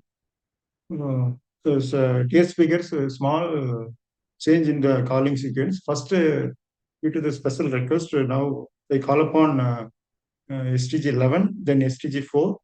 After that, that sequence from 9 continue. Now I call upon that actually 11. I call Dr. Lal Rajasingh from AIT to Technology to talk on the SDG 11. Please, sir. Sir, good evening, sir. Am I audible? Yes, sir. Audible, sir. Sir, good evening. This is Lal Rajasingh I'm going to talk about SDG 11, Sustainable Cities and Communities. I'm going to talk about how energy efficiency advances this SDG 11 by powering sustainable cities. By 2050, nearly 70% of the world's population is expected to live in urban areas. Actually, cities are the engines of economic growth, innovation, and opportunity. But they are also responsible for over 70% of global energy consumption and a significant share of carbon emissions. So SDG 11 aims to make cities inclusive, safe, resilient, and sustainable. Actually, it emphasizes on affordable and sustainable housing, sustainable transportation system, reduced environmental impact of cities, access to green public spaces, and disaster resilience and urban planning. At the core of achieving all these targets, these lies one powerful enabler, that is energy efficiency. This energy efficiency means doing more things with less energy without compromising the comfort, productivity, or the quality of life. For cities, this translates into reduced energy demand, lower greenhouse emissions, gas emissions, cost savings for government and citizens, improved air quality, and public health. Energy efficiency is not just a technical solution, it is a social, economical, and environmental strategy. Where the key areas where energy efficiency powers SDG 11 are energy efficient buildings, sustainable urban mobility, smart cities, and digital energy management, and renewable energy integrations. And in this will be energy efficiency supports not only SDG 11 but also SDGs 3, 7, 9, 12, and also 13 also. So as the members of this academic and engineering community, our role is crucial in some of the areas where we are in the need of innovating energy efficient technologies, conducting applied research for urban sustainability, designing policies and standards, creating awareness among communities. These are the key areas where we need to work. So, as an innovators of near future, that is the students of this generation, you can think in Indian knowledge system perspective, because actually Indian civilization has historically developed sustainable urban practices. Those practices reflected in this Vastu Shastra for climate responsive housing, traditional water management system, example temple tanks, step wells, etc., passive cooling, daylighting, and material efficiency, that is in heating, ventilation, and AC systems. So the above practices align naturally with SDG 11 goals and offer low-cost, eco-friendly solutions for modern urban challenges. And modern urban developments in India often relies on energy intensive designs, ignores local climate and cultural context, overlooks indigenous sustainable practices. So, students, there is a need to scientifically validate and integrate Indian knowledge system into modern urban planning and infrastructure in terms of energy, particularly to achieve SDG 11 goals and its targets. Students and young professionals are the future planners of power engineers of sustainable cities. That's why I'm quoting all this Indian knowledge system and all. So to conclude, sustainable cities are not built overnight. They are powered by thoughtful planning, responsible energy use, and collective action. Energy efficiency is the silent force that makes cities cleaner, healthier, more affordable, and more resilient. By embracing the energy efficient solutions, we move one step closer in achieving SDG 11, sustainable cities and communities. Let us work together to power our cities, not just with energy, but with efficiency, innovation, and responsibility. Thank you, Green Engineers, Institution of Green Engineers, and Dr. L. Ramesh for giving me this opportunity. Thank you, one and all. Thank you. Thank you, sir. So thank you for informative talk on the sustainable cities and communities and the role of students and young professionals to achieve the goal effectively. Thank you, sir. Next, I call upon Dr. Sagar from Breva University to talk on the SDG 4. Breva, sir. Very good evening. Good evening, sir. Good evening, everyone. Good evening, sir. Yes. So I would like to keep it very short and precise how exactly this SDG 4, that is quality education, and how energy action powers this SDG 4. So I would like to highlight on four important points. The first is the very important point. Electricity is actually the foundation to learning the good environments. So today, to bring in a fact, 1 in 4 children globally, which accounts about 186 million students, as reported by UN, study in schools without electricity. So if we just take into account that without power, classrooms lack lighting, fans, laboratories, computers, all the digital tools and the equipments that we are into. So it's completely out for them. So 186 million students is quite a huge number. The second important point, energy enables digital and blended learning. So today we are talking about the modern education which depends completely on computers. The internet connectivity is essential. It has become a necessity. And smart classrooms today and online resources, they're all very essential tools. Yet, so as per the UN reports again, 44% of primary schools have internet access and about 56% does not have. So which is very large number, and due to unreliable electricity, this 44% which has already achieved lacks consistency. So energy action again bridges this digital divide and ensures that the students acquire at least the minimum basic required skills for today's century. The third important point that I would like to stress is that energy extends learning beyond the school hours. So this is again very essential. In fact, this the discussion forum that has been happening here, it's beyond the working hours, and we are all able to meet up here again. It's again because of the digital tool, the digital and for this again, electricity is essential. So studies shows that electrified households and the schools after the hours experience higher study hours and better retention rates. And the fourth important point that I would like to stress here is the clean and reliable energy improves attendance and the health of the students. Energy powers water supply, sanitation, ventilation systems in the schools, and the clean energy also reduces indoor air pollution from traditional fuels, keeping children healthier and reducing absenteeism, especially in amongst the girls, and especially in the urbanization and high class societies. So finally, what I would like to tell is, so without energy, education remains limited. With energy, education becomes transformative, and that is what we would like to achieve SDG 4. And it is not possible without strong energy action, but it has to be aligned with the proper energy requirement. So investing in energy is ultimately and investing in learning and good quality earning, equity and the future. So what I would like to stress here is it definitely improves teaching quality, enables digital learning, which is most essential, and extends the study hours and reduces urban rural energy gap.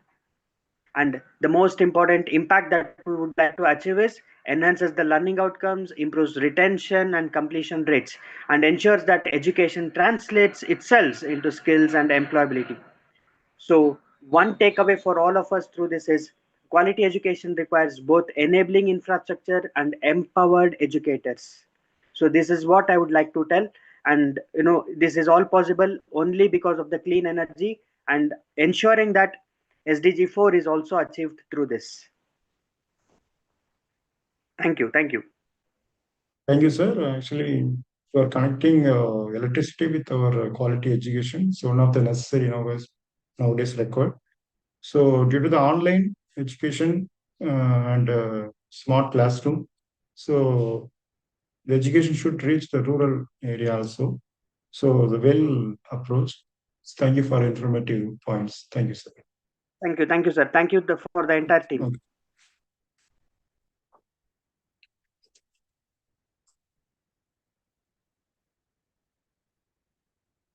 Next, I call upon Dr. Lada Parthiban from Pondicherry University to talk on SDG 9, innovation and infrastructure. Are you there, Dr. Lada Parthiban? Yeah.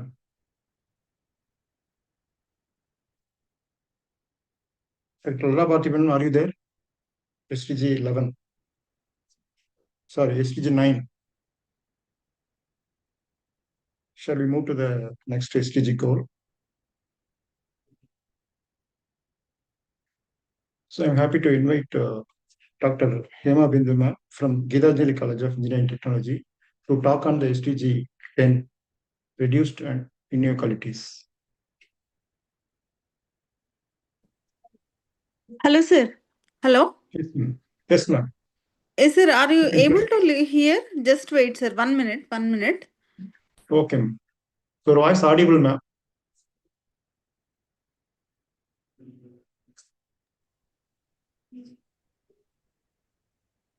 Sir, I'm from Industries Department, sir. Shall I talk on SDG 9, sir?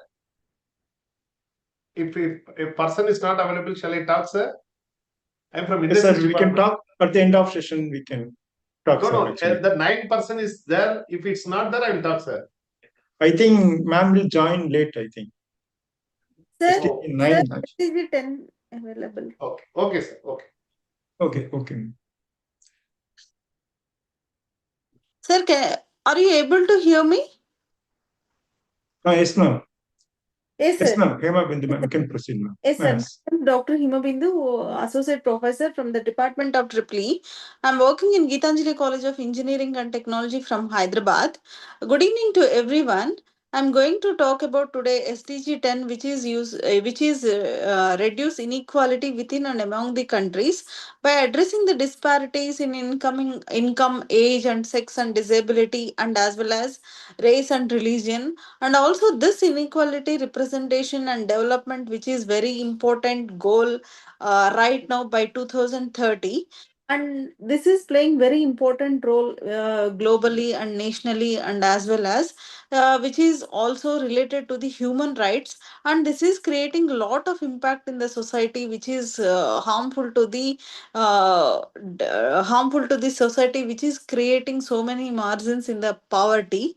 And a World Social Science report by UNESCO challenges inequality, 7 inequalities they identified, like economic inequality, social inequality, and as well as cultural inequality, and as well as political inequality, and environmental inequality, spital inequality, knowledge inequality.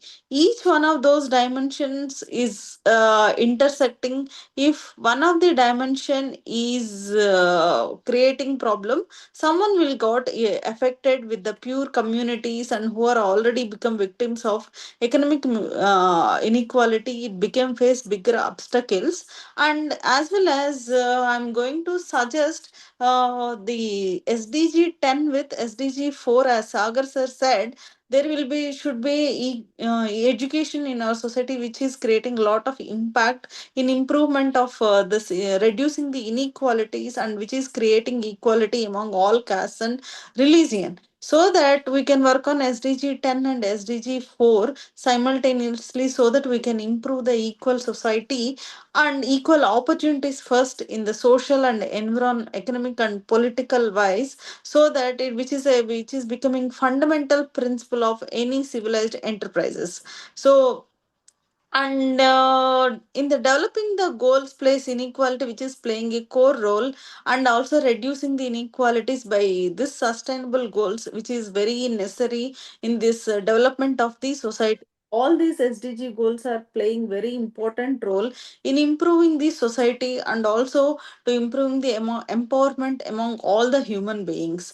And one more thing I can suggest, it is actually whatever it may be the college, whether it is a degree course or maybe it is an engineering course, so we have to ask the students to make the other children surrounds the what do you call in orphanages and all those. We can implement those kind of problems, we can educate those kind of students to reduce the inequalities for this purpose. So this inequality is not only limited to our country, it is a global problem already, and which is it has to be represented very fairly, and it is including social and economic political inclusion, and which is respected and valued.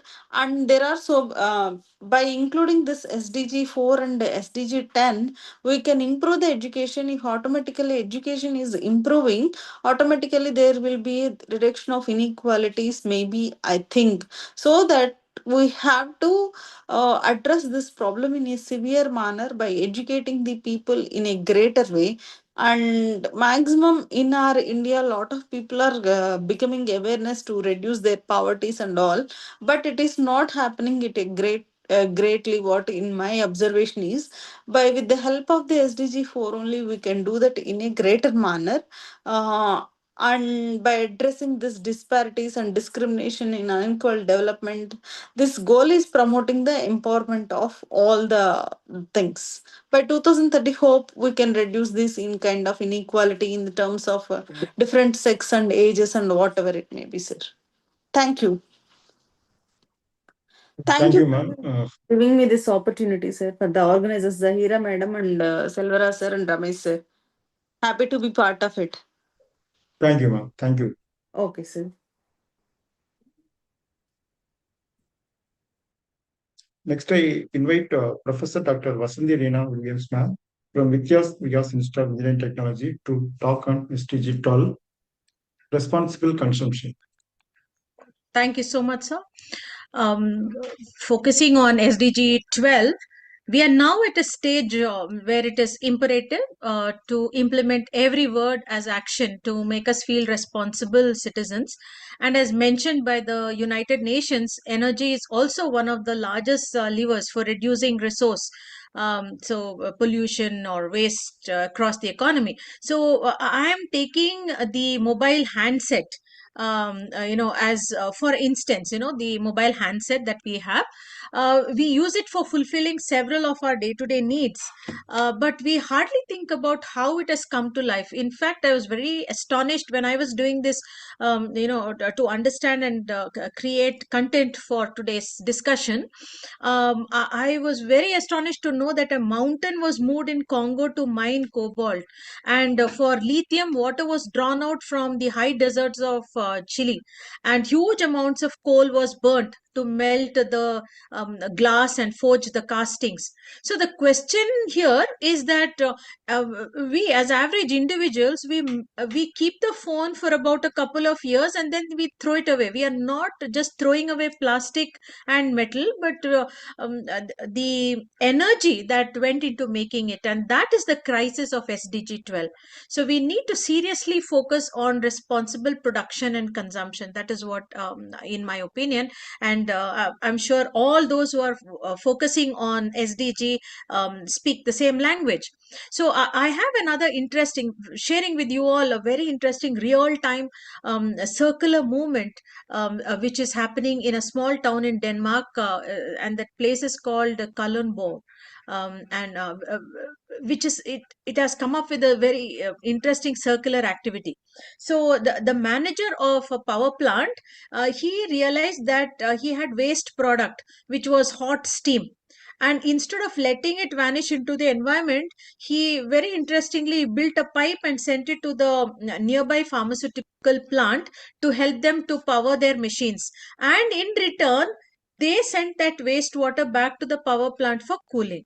So this effective activity, it started connecting several companies, and by this the companies are saving, as I understand from the study, around $24 million a year, and they have reduced the CO2 emissions by 635,000 tons. So this activity is in fact created into a living, breathing ecosystem. So research is showing that we need to focus on three energy related actions. One is energy. We need to focus as energy as a loop. We must support waste to energy system. If we cannot recycle it, we should try to use it to power the very grid that has created. Secondly, product as a service. That is, instead of buying a light bulb, and if we bought hours of light. So this is a project which the listeners could actually work on. The bulb company could be influenced to make more energy efficient bulbs. So because we are paying for the light, So we become more responsible, and we need to be smarter and become stewards instead of being just consumers. So going back to that mobile handset which I mentioned, it is a symbol of a system where every watt of energy is respected and every material is reused. And finally, decentralized power using solar and wind power, which I think everybody is trying their best. Most of the companies have also started. So I suggest that we create a framework for managing personal use of energy, like charging and use of electronic items. So if policymakers could join in the reward system through these audits, that is energy audit, it can help us to check the usage of electricity and wastefulness, and this can be taken as a project enforcing energy triangle. So with this, I rest my case. Thank you very much for the platform, IGEN, and everyone involved. Thank you so much. Thank you, ma'am, for allowing me to talk on the digital. So your words, decentralized power and energy audit is very useful to get the improvement in the SDG 12 and how we can achieve the responsible consumption. Yes, sir. Yes. Thank you, ma'am. Thank you so much, sir. Thank you.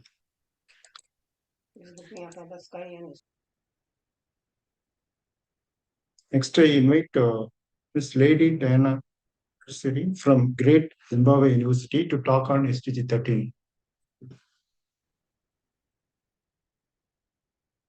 Ma'am, are you there? Ms. Lady Diana, ma'am, Great Zimbabwe University.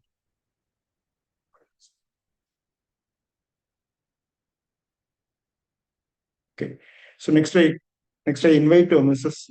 G. Kavita from St. Joseph College of Engineering to speak on the SDG 14, Life Below Water.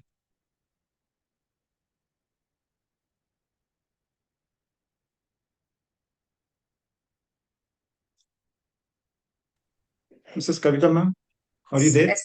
Yes, sir. Am I Yes, audible? ma'am. Yes, ma'am, audible. Okay. Good evening to all. I am Kavita, Assistant Professor in St. Joseph College of Engineering. Today, I would like to talk about protecting our SDG 14 Life of Below Water.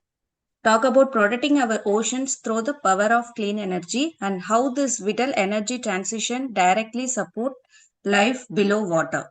Oceans over 71% of our planet providing oxygen, food, climate regulation, yet they are under siege from pollution, bombing and overexploitation. Shifting from fossil fuel to renewable offers to proven pathway to safeguard them. By transmission to clean energy reduces pollution, protects marine ecosystem and strengthens coastal communities by lowering greenhouse gases and cutting pollutants that harm oceans. How energy direct link to SDG 14. Fossil fuels harm oceans via oil spills, coal ash runoff, and emission causing acidification and dead zones. Clean energy break the cycle by using solar, wind, hydro, geothermal, and especially ocean-based renewable like offshore wind farms, tidal barrages, and wave converters produce power without these pollutants. For instance, offshore wind reduces reliance on gas platforms that leak methane into seawater, while cutting global CO2 by 45% by 2050 could stabilize ocean chemistry. The transition also powers desalination for freshest coastal and electrifies shipping to curb fuel dumping. UN in 2015 as a part of the 2030 agenda aimed to conserve and sustainably use the oceans, sea and marine resources for sustainable development. Our key connection between SDG 14 and energy goals. First one is ocean acidification, which means burns fossil fuel releases CO2, which ocean absorbs increasing acidity. Shifting to renewable energy reduce these emissions, helping to stabilize ocean pH. Next one, marine pollution. Energy activities like offshore drilling and coal power create pollution impacting marine life. Cleaner energy sources have a lower pollution footprints. Next one is climate regulation. Oceans regulate climate, but warming damages them. Renewable energy minimizes greenhouse gases, protecting these vital functions. Next is sustainable use. Access to clean energy can power coastal communities sustainably, reducing reliance on polluting local sources and fostering better ocean stewardship. At last, technology and innovation.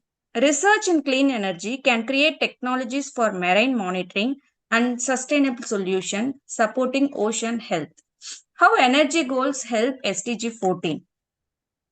There are three goals. First one is increase renewable energy share, which achieved by reducing atmospheric CO2, slowing acidification. Second one is improve energy efficiency, which achieves lower overall energy demand, decreasing pressure on marine environment. Third one is expand clean energy infrastructure, which achieves replace the polluting energy system with sustainable ones, protecting marine ecosystem. Here are the recent project and initiatives. First one is offshore renewable energy development.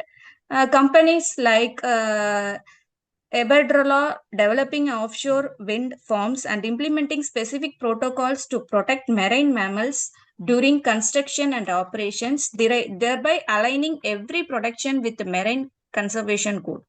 In scientific research monitoring, IAEA's Oceans Acidification International Coordination Center promotes global collaboration, training, data sharing to advance research on ocean acidification, effects on marine life and ecosystem. In pollution reduction and ecosystem restoration, the Indian government's Plastic Waste Management Amendment Rule 2021, 75 days Swarsit Sagar coastal cleanup driven are example of national efforts to reduce marine pollution. Policy and governance, the new WTO agreement and on fisheries subsidies aims to eliminate subsidies that contribute to overfishing, a major step forward for ocean sustainability. I would like to suggest for student to do the project on automated solar power water cleaner, like a pond, river cleaning machine. Motor-driven machine designed to remove pollution like plastic, debris like water, utilizing renewable energy for operation. Next project is uses microfiber fuel cells for wastewater treatment. Here we will use microfibers to treat industrial sewage water while generating electricity, reducing the amount of waste entering marine ecosystem. Thank you. Thank you for giving the opportunity, sir. Thank you for the team.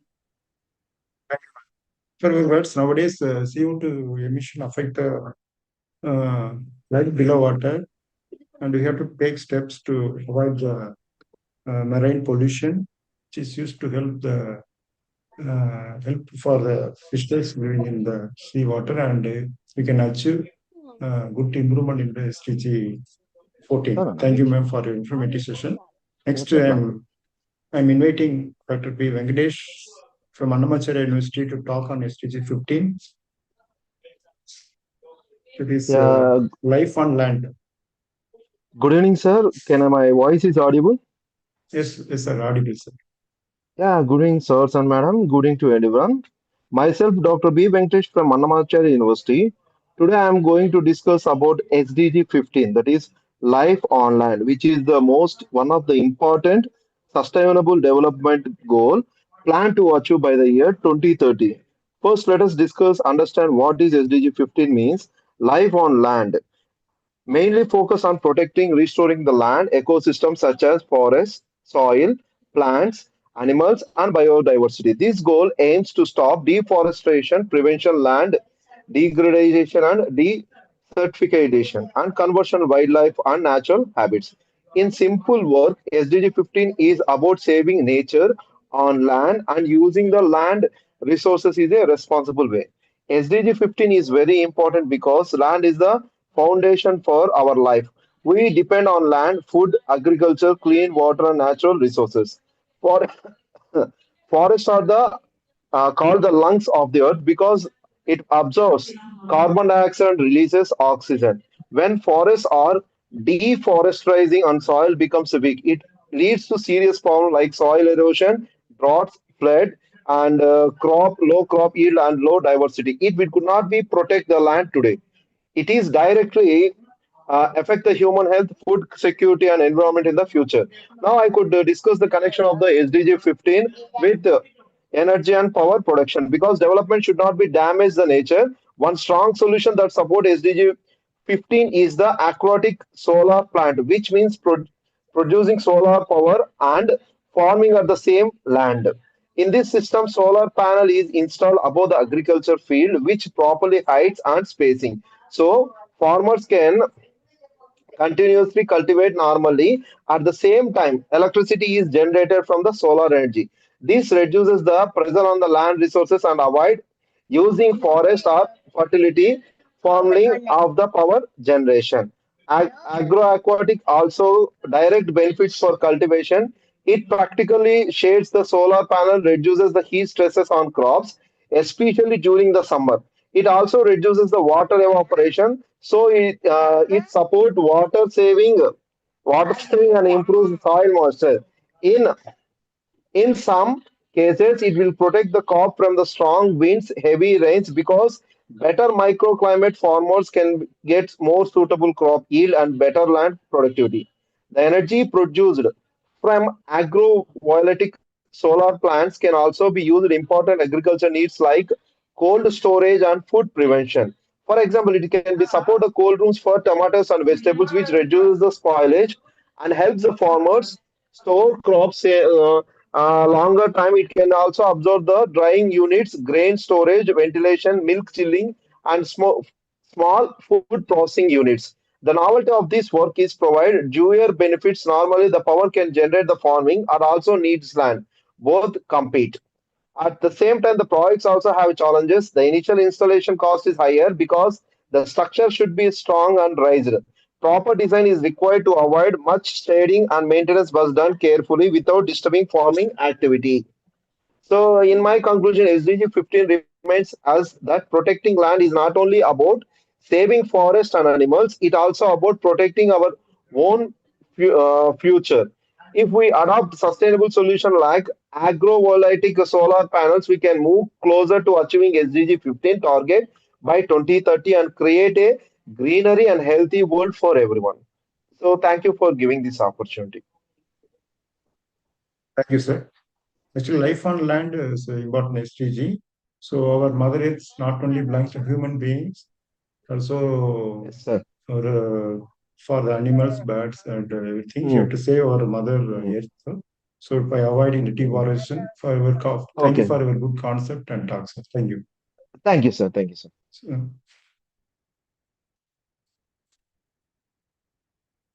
Next, I invite Dr. D. Samantha Naidu from Annamachari University to talk about SDG 16. Peace and justice. Madam, are you there? Samantha Naidu from Annamachari University.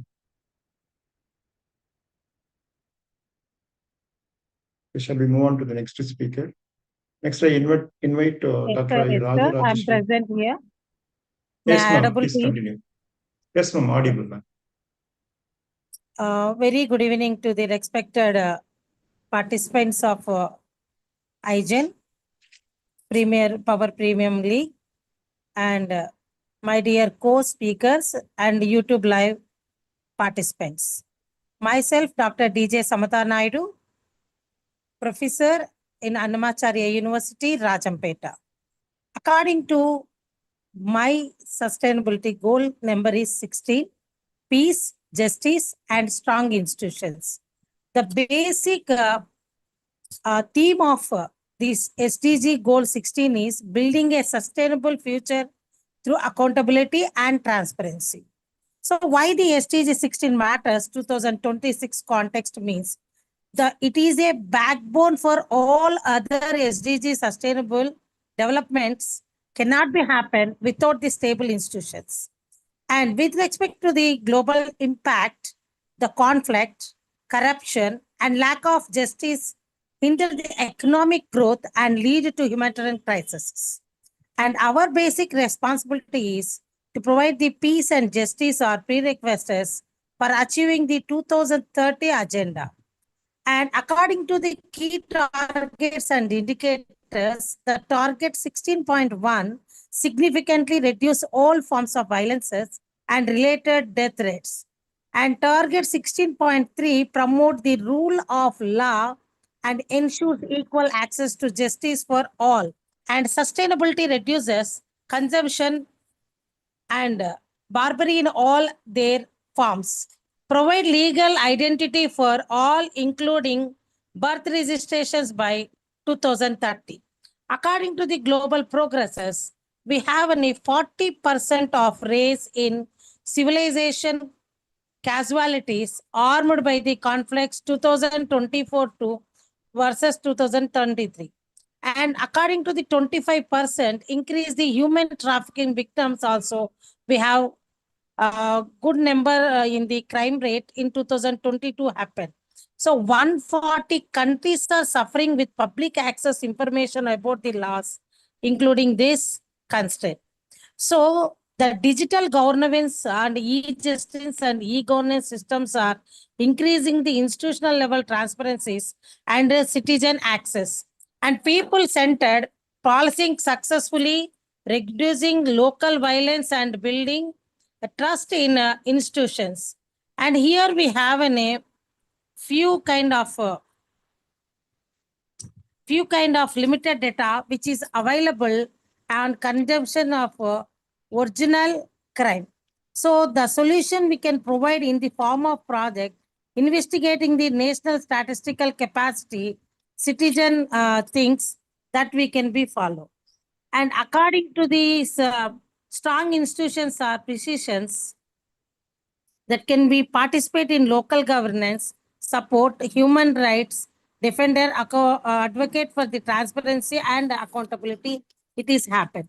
So coming to the powering the just society, the stability depends upon the any country reliable electricity. And as per 2025, so 110 countries have updated their efficiency targets, recognizing that have achieved the security affordability. And the digital institutions also, we have a very particularly small smart meters has to be used to perform the operations to get the reliable one. So I suggested my students to do the project in the form of this. Justice apps are developing for the women's safety to get the equal law rights to they can be easily identified. And inefficient electricity grid oriented projects also we are initiating in our college for the improving the energy intensity and reduces the risk of energy driven conflicts according to the 2025 reports. And 4% of stable national grids also we have taken. So our project we are ready to be apply for this NTPC related project we are initiating with the highest standards of transparency and governance and regulatory compliance as a public sector enterprise. So well-structured CRC governance and ethical frameworks and accountability mechanisms also be supported by the NTPC, and community engagement, grievance redressal systems and inclusive developments also happening. And it collaborates with academic institutions and professional bodies strengthen also. And finally, I want to conclude that saving electricity is not just a technical goal. It is a governance tool. By reducing waste, we build stronger institutions that are better equipped to serve their citizens fairly and maintain long-term peace. Thank you for giving an opportunity. And I thank Selvaraj sir and Jerina madam and Ramesh sir. Thank you so much. Thank you, ma'am. Actually, nowadays many apps available for women's safety and security. Anyhow, some drawback and there. So your idea and development more user-friendly app for get good peace and justice. Welcome to. Thank you for your information talk on the peace and justice, ma'am. Next, invite the last goal, SDG 17. For that, I invite speaker Dr. I. Rajeshwari ma'am from Aditya Institute of Technology. Talk on the SDG 17. Partnerships Good evening, for sir. goals. Yes, ma'am, please. Good evening, Good sir. evening, Good evening to the entire team. And now I'm going to give a talk about the last goal, SDG 17, which is nothing but partnerships for the goals. So this goal mainly focuses on one important idea, that is working together. And if we work together, we can achieve a lot for achieving all other goals. The United Nations believes that global goals like ending poverty, improving education, and protecting the environment cannot be achieved by countries that are acting alone. So cooperation should be there between the governments, the business peoples, organizations, and also between the people is also essential. So why we are going for SDG goal 17 is aims to strengthen the global partnerships to support sustainable development. So it encourages countries to share resources, knowledge, technology, and finances. This goal also supports all other 16 SDG goals because without cooperation and progress, it will be very slow and unequal, especially for the developing countries to achieve this goal. The key areas of SDG 17 are finance, technology, capacity building, trade, and partnerships. So wealthier countries has to support developing okay, ma'am. nations in aid and investment. And by sharing technology and by helping countries that grow sustainability, such as using renewable energy. By having trainings for peoples with skills like capacity building programs, we can also have an development in each and underdeveloped countries that will develop more easily. And by having a fair trade between developed countries and developing countries, the economies will grow and it will reduce the poverty. And the last key area is partnerships. So cooperation between the governments, private companies, NGOs, and communities should be there in order to achieve these goals. Why SDG 17 is more important means because global problems like climate change, pandemics, and poverty affect everyone. So when countries work together, solutions will become more effective and long-lasting. No single country or person can solve problems alone. The main thing is young people or youth has to support SDG 17 by spreading awareness, supporting global causes, working together in schools and communities. So in conclusion, I need to say that SDG 17 reminds us that unity is our greatest strength. And by building strong partnerships, we can achieve a better and more sustainable future for all of us. So I am having some real-time examples for partnerships. That is, we already know we are having International Solar Alliance, which partners India, France, and 100 plus countries through World Bank and United agencies, which uses solar energy deployment in underdeveloped countries. So this supports SDG 17 that makes countries share technology, finance, and expertise to expand solar power in developing nations. And the next important initiative is Power Africa Initiative, where the US government and African governments, in addition to the private energy companies and World Bank, have used partnerships for generating electricity and distribution. So this is also linked to SDG 17 through public-private partnerships that brings investment and technical support to expand energy access to developing countries. So similarly, we are having a lot of partnerships around the world and energy access partnerships, that is combine my mini grids and off grids through solar power, and by expanding energy relations. And the most important one is we are having Green Climate Fund energy projects that are available all over the world through UNFCCC, through developing countries, and donor nations are also available with large private sector companies that are affording a lot of projects through colleges and school students. Energy use is there through renewable energy and energy efficiency. So this will help the all other countries achieve this partnerships through financially, and also we can have a transition and clean energy. Thank you, sir, for giving me the opportunity to present all before all of you. Thank you. Thank you, ma'am, for explaining the partnerships for the goals. Without this full support, we can't achieve remaining goals. So thank you for your information talk on this goal, ma'am. Next, I invite Miss Lady Diana Christie, ma'am, from Great Zimbabwe University to talk on the SDG 13 climate action. Welcome, ma'am.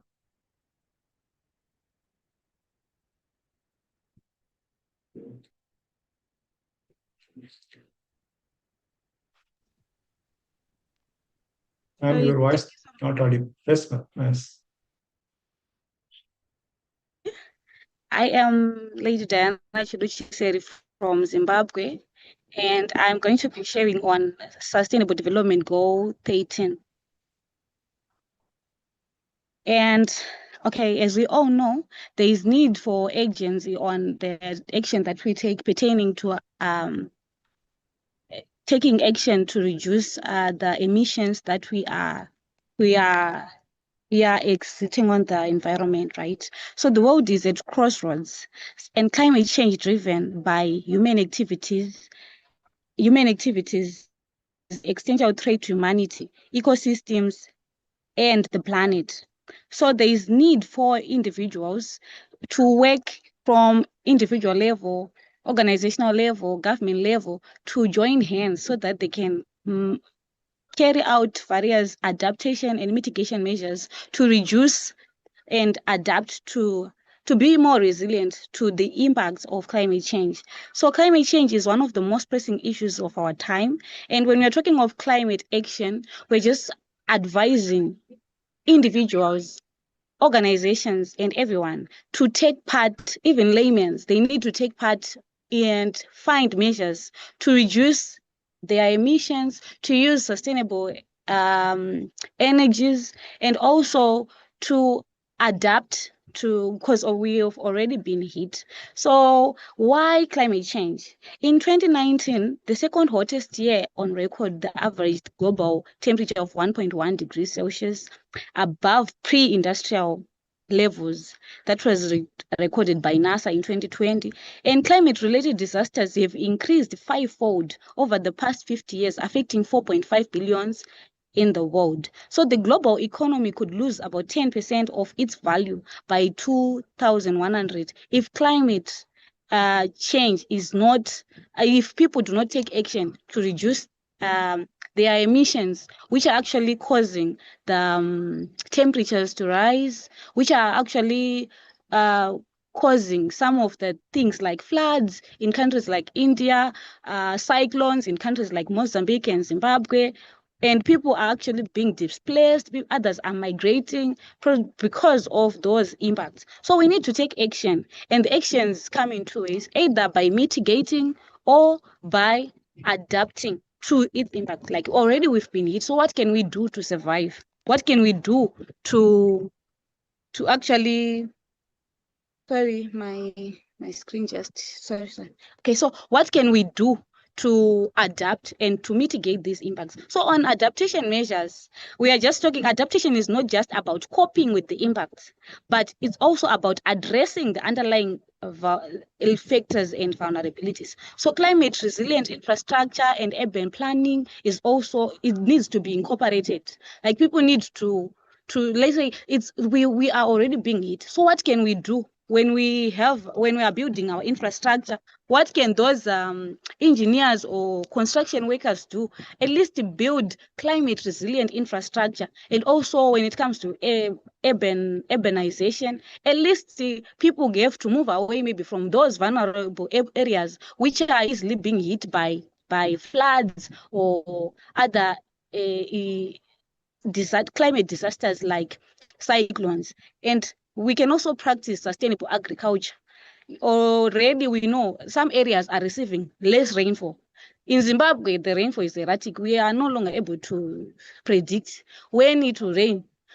And now people are now adopting sustainable agricultural practices, organic farming, fumbudza. In our country, we call it fumbudza, all those conservation agricultural practices, hydroponics farming, which actually doesn't need amount of water, which is much. It just requires a little water.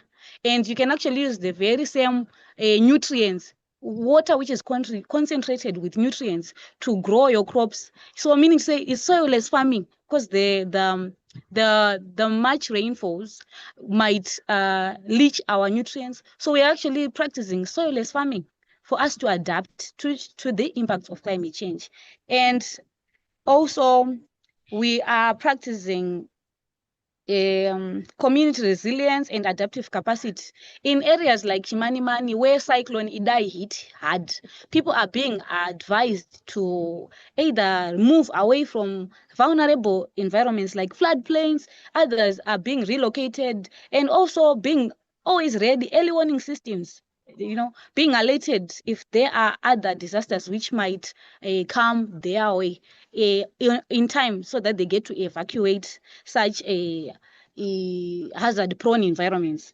And also we do have other mitigation measures, like we have to transition from using fossil fuel energy or coal energy to use of sustainable energy like solar energy. We do have plenty of sunlight in our country, so we can actually harness that and use it to do whatever activities that we want to do.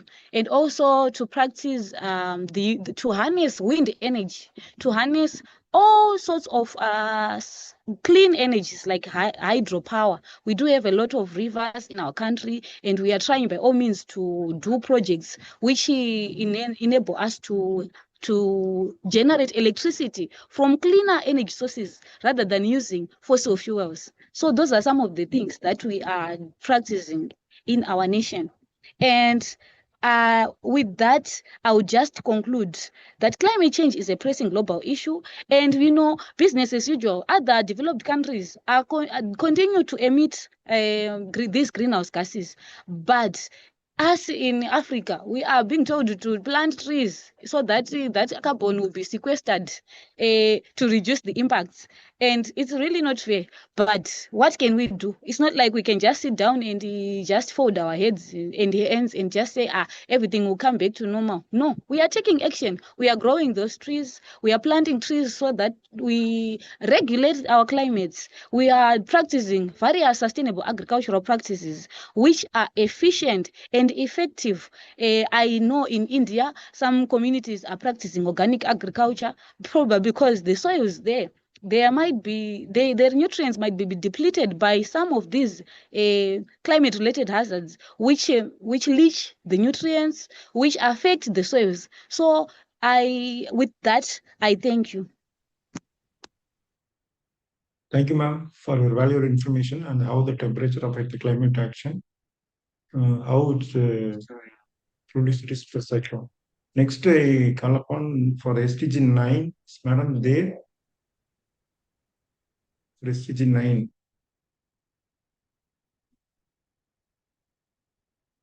Dr. Lada Parthiban from Pondicherry University. Are you there, ma'am? No. So I thank all the speakers for spending your valuable time with us and your useful information for our to achieve the sustainable development goals. Thank you. Thank you for all the speakers. Next, I hand over the session to Sabita ma'am. Over to ma'am. Thank you. Yes, thank you, sir. Thank you, Dr. or Zahira ma'am and Dr. P. Silveraj sir, for successfully completed the session 1 with our fantastic speakers. Now, I would like to invite our President, Dr. L. Ramesh sir, and our Director, Dr. S. Sindil Kumar sir, to start the sessions 2 and 3. Sir, please, sir. Yes, thank you, and very happy. And I invite now all the speakers to switch on the videos so that we will be having a round 2. And I am very happy that we had invited students and participants to join for round 3. Till now, we had 10 participants already. They joined in our Zoom. So they will be. We are going to have a very strong discussion with the participants in the third round. So this second round is for only the 17 speakers, and the third round is for the new speakers who join now, like Arul Roshan, who joined as the new speakers. So for them, we will be having a third round. Second round, we will be discussion on all our 17 speakers. So thank you so much, and for all the participants. Regarding the certificate, STG competency certificate, we had already published the link for the certificate in the YouTube chat box, and the time is given 10 minutes. And maybe now it is going to close. That is the first certificate link, and again we are going to post the certificate link by the end of the program. So you'll have 2 opportunities. Those who missed now, you can have again the certificate link will be posted in the end of the program, where there is a 25 questions will be there, quiz questions. That quiz questions will be related to the speaker who already given 17 speakers what presented. Based on that, the questions are there. So the speakers, the participants who has completed the quiz, who secured more than 50 mark, will receive the STG competency certificate. Maybe within another 5 or 6 days, our team will be sending the certificates. So this is what the plan, and now we are going for the second round. So second round is we are having 2-3 questions, because till the time is already going to be 9. So we are planning for 2 questions to be discussed today. I think most of our speakers already planned. We actually planned 3 questions. One question, first question is the achievement of SDG target, that is 17%, whether it is possible or impossible. It means that 83% to be achieved before 2030. Only 4 years more. Within 4 years, whether it is possible to achieve or not. This is the first question for the discussion. And the second question is energy triangle and people mindset. Possible or impossible. Third question, energy project proposal. This third question only most of our speakers already presented their projects when they discussed. I think so we are skipping the third. Only the discussion is the first question and second question. Before going to that, the head of the IGEN Power Premier League and the Energy Double Line Challenge, Director Dr. Sendil Kumar Subramanian, joined now, and he attended the India level energy conference in Mumbai, and on the way he is there. And I would like to invite Sendil to give little brief on about the new energy policy about India. Then I can proceed with the session. Welcome, Sendil. Very good evening to one another. I'm happy to note that everyone presenting about the SDG goals, about all the 17 goals. The last goal is the main important thing. That thing only last 2 days I have discussed in that how to implement the sustainability goal and the clean power, clean energy, and how to partnership with the industrial aspect and academic aspect, and lot of things related to with that present power scenario. How we are going to manage, how we are going to implement, what are the implications and complications are. These things are also discussed. In this regard, after this event, we are going to organize one efficient and involving these activities in practically. Now we are also everything we are discussed with on theoretically only. Theoretically, apart from that, practically lot of issues are there in India. Not only India, globally we are facing a lot of issues. From that aspect only, we are discussed a lot in that last 2 days meeting that in IIT Mumbai. There are also participants from that abroad also coming. They are also directly the person from Germany is also jointly together to connect the. So one new innovation lab also started with the IIT. So we also jointly together to work with them. Zagir Hussain, Dr. Professor, and previous CMD and founder of that POSACO, that is presently Great India, Mr. S.K. Soni sir. He is also willing to join to work with them, and they are also willing to come to our Chennai also. He is a very efficient and technically sounded person in the grid India. As of now, presently, we are facing a lot of issues in that integration of RE power with the solar and wind, and then presently BESS. How we are going to integrate the BESS, how we are going to utilize that BESS, how long period we are going to utilize the 2 cycles or 1 cycle, and what time going to charge, what time going to discharge, and how we are going to connect, this kind of things, everything we are discussed. So these are all very important things. And then second aspect, bulk load aspect, it is coming. That is a data center. From this data center, we are also facing a lot of issues. It creates a lot of demand increasing, bulk load. That actually everything is on DC. It consumes more water, one thing. Another, it increasing more demand. As of now, Tamil Nadu, all India demand is 240 gigawatts. It grows to 300 gigawatts. As of now, the data center presently identified only 2 places in India. US also not allowed, and some other countries also not allowed. But the data center officials, Google is choosing in Andhra Pradesh, and then main places in data centers implemented in Mumbai and Chennai. Now itself, Chennai is also started 4 data center already commissioned, but yet to be they are going to starting the load. From this data center, what are the problems we are going to face? From this aspect, we want to research. That is why I have to mention SDG goal 17. That is a partnership that is required. So from this 7 and the clean power, climatic action 7 and 13. These are the 3 things. 3 goals are very much important, and other things also, other goals are also very much important. From the through 17 goal via, we are going to partnership with the big innovative companies. More than 300 persons are participated that last 2 days event. That one I highlight that thing. And last but least, I have listened that 17 goal person, 16 and 15th, I think. So the 3% goals only I received. I heard that some news. That is good actually. I want to detailedly discuss also practically also what are the things each and every one. From coming towards another questions. 2 questions are coming given by our Dr. Ramesh sir. So from this aspect, we want to do more about that thing that is required. So I want to conclude that thing. So afterwards, we will discuss later a lot of things, sir. Thank you. Thank you, sir. Thank you, sir. Thank you for your joining during your travel. Thank you, sir. So I will invite all the speakers to join in video, and the first question is under discussion. That is only 17% SDG goals achieved in as per the SDG Index 2025, and 87% to be achieved before 2030. So only 4 years left. Whether it is possible or impossible. So let it open for discussion by the speakers.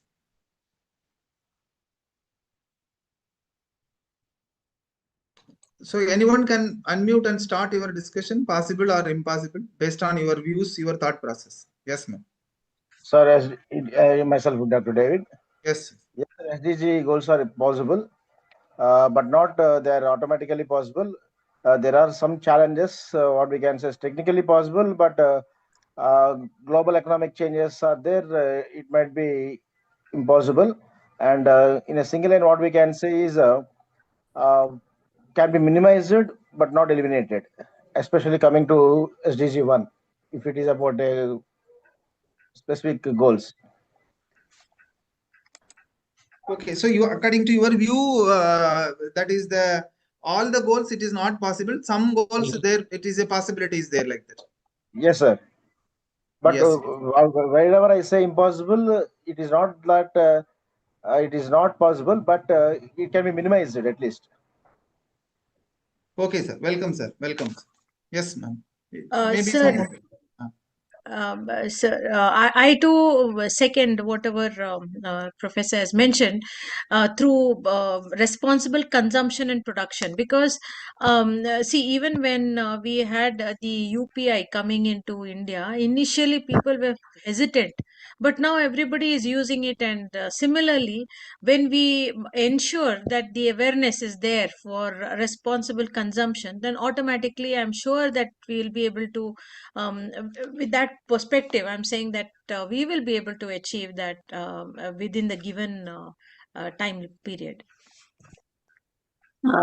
I'll also go with my two other speakers. As they said, with regards to my SDG 5, there is a gender gap, sir. Like with regards to attaining, energy triangle, there are four important gaps I have found out. That is, one is access gap.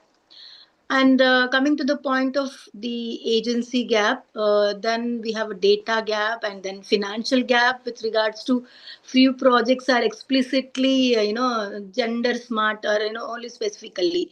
So what I would say is, it is not that easy to attain these goals by 2030, because of, still there is a mindset gap. As we all know that there is a mindset gap. Women is always not been placed under leadership position, but a lower level positions have been made. And as we said, coming to the point of this, what do you call, connecting with the, clean energy, it is not that easy to speak out, to transform from, let's say, from biomass to solar, incorporating, right? It is not that easy, like why we are speaking on the paper, or, orally, or organizing seminars. It has to be changed from the grassroots level, as it's clearly mentioned that the mindset matters. And Yes, but it is not impossible. Yes, This is ma'am. my Yes, ma'am. Welcome, ma'am. Thank you, sir. Sir, according to the what I have studied, when we see that while targeting achievement of one particular SDG, we can achieve other SDGs also, because they are interlinked. All the SDGs are interlinked. So, but one thing is very important, is that it is very difficult for a single country to achieve all the SDGs. First of all, a proper policy framework should be coming from a particular country, and not that a single country. There should be a level of international cooperations also, so that globally all the countries can move forward to achieve the target.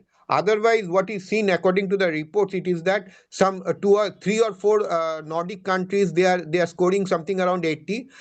India is currently at 67-68% out of 100 ranking, and other countries, basically from the other third world countries, they are lagging below. So out of all the 193 United Nations members, something around 60-70% of the member nations are below the what should I say, achievable, very low, below the average.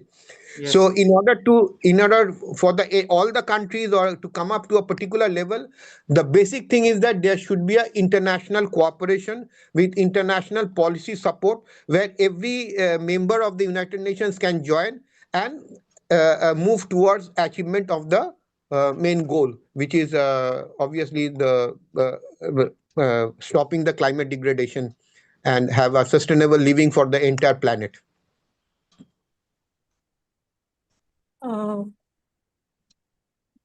Yeah, sir. Yes, yeah, very, very happy, sir. Very, very nicely you pointed out all the informations. There must be a international policy, and it is well taken, sir, because international policy will able to help us.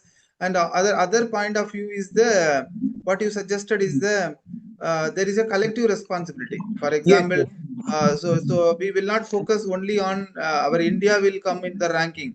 So we will be focused globally, that all country to be parallelly join together and work together, so that only globally we can able to achieve. So only some 10-20 countries will be in the top. Let us example Norway and Denmark always will be in the number 1 and 2 positions. Yes. So this is happening for last couple of years. But the top level countries, what is the best practice which is there, which has to be followed by other countries? Let us example, I think some of our speaker also pointed out some best practice in Denmark. So that Denmark, there is a almost 90 to 95% of their total waste will be converted to some form of useful one. So because I also witnessed last year the climate change conference in Denmark in the United Nations office headquarters. So and I had visited 2-3 that waste recycling plant also. So very fantastic waste recycling management which is happening in the Denmark. So then I discussed with my professor there, sir, why it is not possible in India? And so the sir told, professor told it is possible for all the country, only the mindset of the people to be changed. That is what actually he given. It is not the matter of the policy, it is not the matter of the government, it is matter of this. The same Denmark before 1975, it will be the same story only. But one day, all the people got irritated. They come to the what public and they fighted and then come out with then it is come out with a policy. What actually sir suggested, the policy level has to be come from the school level. We can't able to ask the present people to change. It is very difficult. That is what the suggestion given by that professor. Ramesh, you can invite the policy changes to be done through the school itself. So then automatically there will be a changes will be in the society. This is what which I had a practical experience, sir. Thank you, sir. And it will be over to other members. For Selvi ma'am, your view, ma'am. Sir, as far as my view is concerned, it is possible for few goals. For example, if we consider the electricity access, it has already reached 92%. So if the rate of rise is increased as in the 4 years, then it is possible to achieve the 100% electricity access. Similarly, even if we consider the health gains, that is, we consider the HIV infections, which are down 39% from 2010 as per the records. So likewise, a few goals are possible, but considering the zero hunger, which is SDG2, I have seen from the report that it surged back to the 2005 level. Even 1 in 11 people face the hunger problem. And similarly, if we consider the extreme poverty, that is SDG1, over 800 million people still live without in the extreme poverty level. So, it is possible for few goals, and it is likely not possible for the few goals. So, as the sir said, if the private sector and the government sectors combine together, and if they shift the business usual from the business usual business to the transformative actions, then we could achieve the unattainable goals also within at least even after 5 years after 2030, sir. Yes, ma'am. Welcome, ma'am. Thank you, ma'am. Thank you. So over so to other. Maybe even. Yes, ma'am. So maybe even having an energy audit, so that we know how much we are spending, how much we are wasting. So even that will help us to track, and that will also help in creating awareness among everybody. Moreover, as earlier mentioned, that policymakers also need to pull in. So maybe some kind of a reward system will help in ensuring that the energy expended will be reduced, and people will look at new ways in which they can use less of energy. And I feel that the energy audit is much required, because just Yes, like how we are having our banking system, how much have we saved, or children, they have the piggy bank and they are putting in some money. So like that, how much of energy have they saved? So that can be a reward system, will also help in encouraging, because many people are taking it for granted. Many times even we also, though we are talking so much about this, we are discussing so much, but sometimes we tend to spend without energy, without even thinking twice. So I think that could help. That's Yes, my ma'am. view, sir. So very, Thank you. very well noted, ma'am. Well point, ma'am. Because the energy management, the energy audit in the maybe in the industry or in the residence or in the Yes. because the presently all the government is having the mandatory energy audit for the top industry. That is a very higher level industry. But next level there is no mandatory requirement is there. But instead of going for mandatory requirement, as you suggested, it is the self-responsible consumption has to be there, whether it may be energy or water, whatever it is. The conservation, the conservation attitude of the people has to be there. Automatically, that will be helpful for us to make. So that, so let us example, if you talk about the residents, how many of the people, those who are paying the electricity bill, whether they bothered about what they are paying. So that has to come. Exactly, Whether sir. they bothered about Exactly. what they are paying. So because to generate 1 unit of electricity, what is the pain the people are they like converting the coal, converting the firing the coal, and it will be converted as a, so this process has to be. Last week I visited a power plant. I felt very thing. See, for generating a single 1 unit, what is the amount of effort which is taken, but we are simply wasting the thing. That is what actually IGEN also come out with the energy saving mantras, that it is going on good, but single IGEN can't able to do that. People all combine together, it is possible. Yes, ma'am. Thank you, ma'am. Ebenezer, your view, Ebenezer. Sir, according to Yes. the SDG 16, it is improbable, sir, in my point of view, to achieve the 2030 as per the constraints. So globally, only about the 16 to 18% of all SDG targets are track on 2030 achievement. But particularly those related to the peace and violence and conflict related death surged by the 40% are only notified, and a little bit minor success is going on, impossible to possible, by the having few registrations regarding the birth, access to the information regarding the legal guarantees of public access information, and sometimes some inefficient data also we are reducing with 50% of reduction in target. According to the energy efficiency, we can have indexing of 95.5% of people are awareness camps are going to be conducted to give them a better workshops or any conferences to be conducted that will be helpful for to achieve in 2030, sir. Yes, in my ma'am. opinion. Yes, ma'am.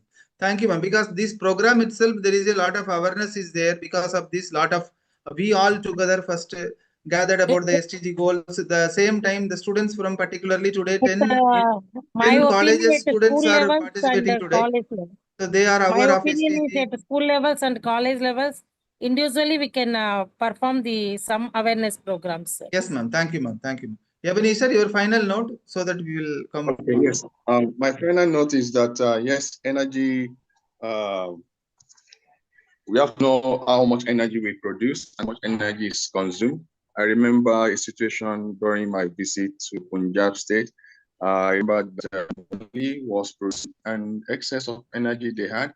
They were sharing with Arena State, something like that. So if there is an excess somewhere in a state, then the next state can also share by buying from them.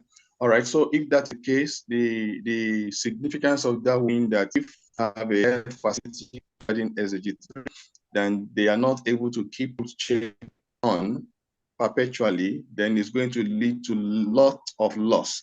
Let's say in vaccine preservation, for example. In patient care also big issue.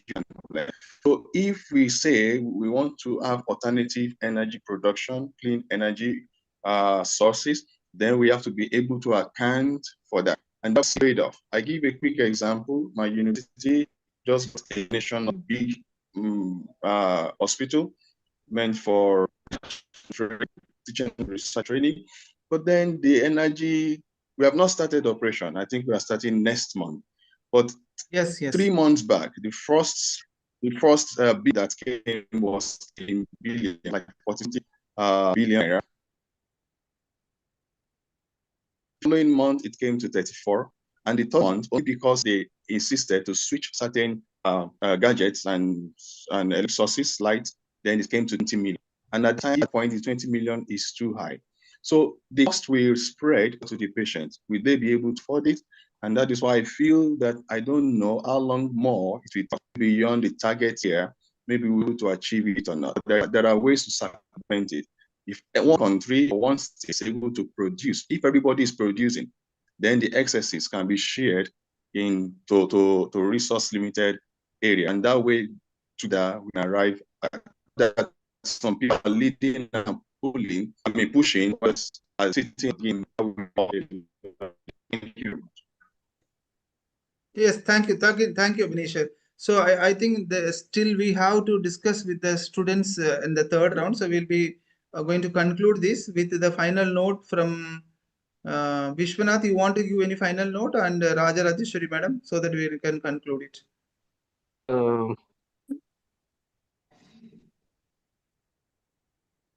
Yes, sir, sir. In continue, my point sir. of view, yeah.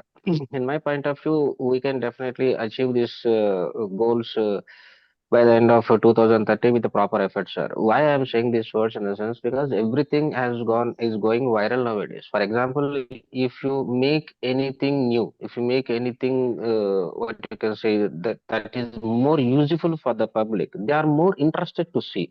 They are more interested to follow, listen.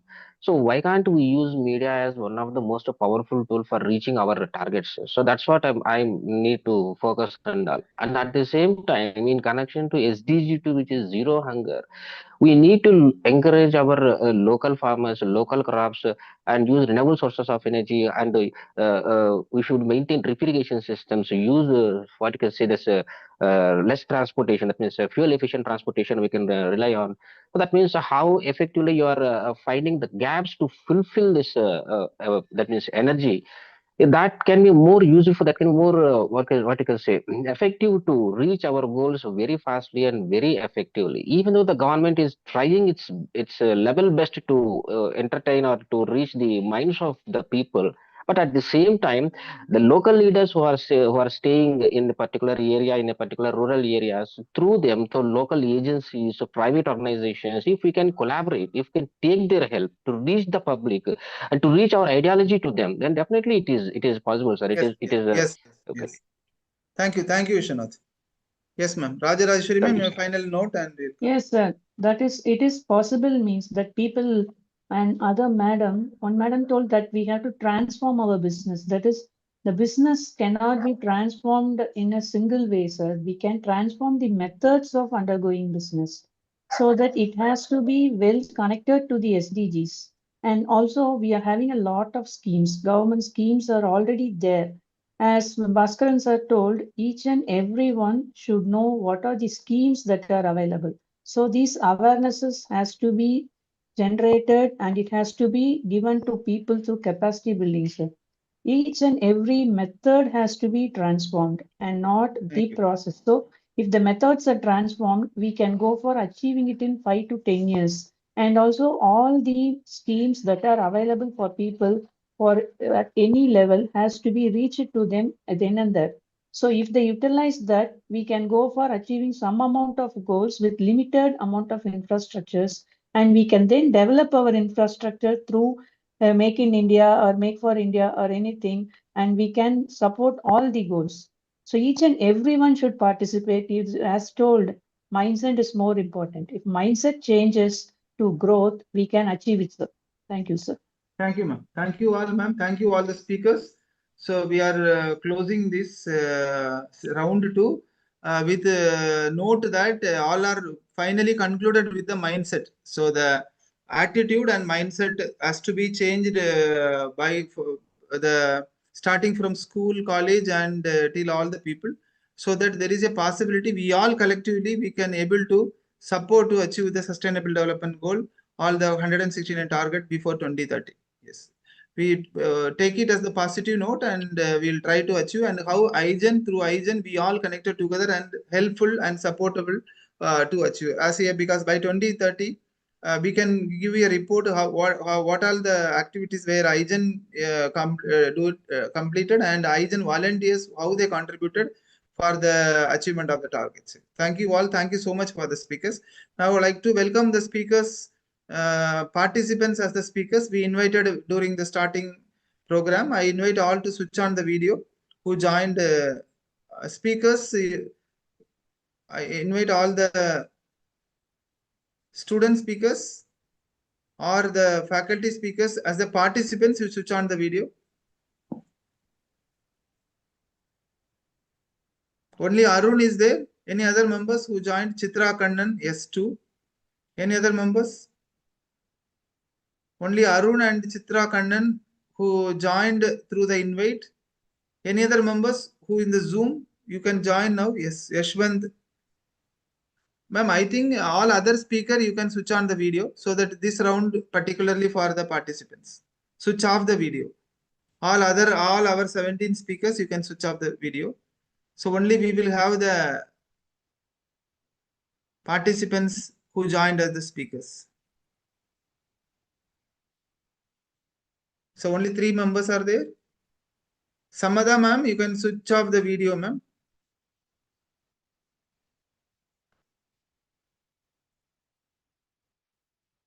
Samada ma'am, you can switch off the video, ma'am.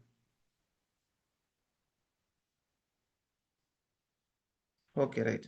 So I think I would like to, so any more members who joined? I think 10 members joined in the Zoom. I don't know, where are they? Okay. So I would like to invite all the 3 members who are with us. Can you able to introduce yourself? Then we will have a discussion. Sure, sir. Yes. Good evening, sir. Yes, you can I am introduce Arun. yourself and you give the first note for 1 minute. 1 minute will be given Yes, sir. to you so that you can give your note. Then the second we will have some discussion and then we can plan. Sure, sir. Sure, sir. So, good evening, respected dignitaries. I am Arun Roshan, founder of Verser Sustainable Engines. Today, I would like to speak not just about the innovation, but about the real difficulties behind building SDG-driven deep tech solutions. Our work focuses on sustainable engine systems using hydrogen, ammonia, and sodium-based energy concepts. This directly aligns with SDGs of SDG 7, affordable clean energies of SDG 9, industry innovations of infrastructure SDG 12, and responsible consumption and production SDG 13 to climate action. However, we move from SDG documents to real engineering to challenges become very clear. The first challenges in involving these SDGs to real world products. Alternative fuels like hydrogen and ammonia are promising, but issues with combustion clarity.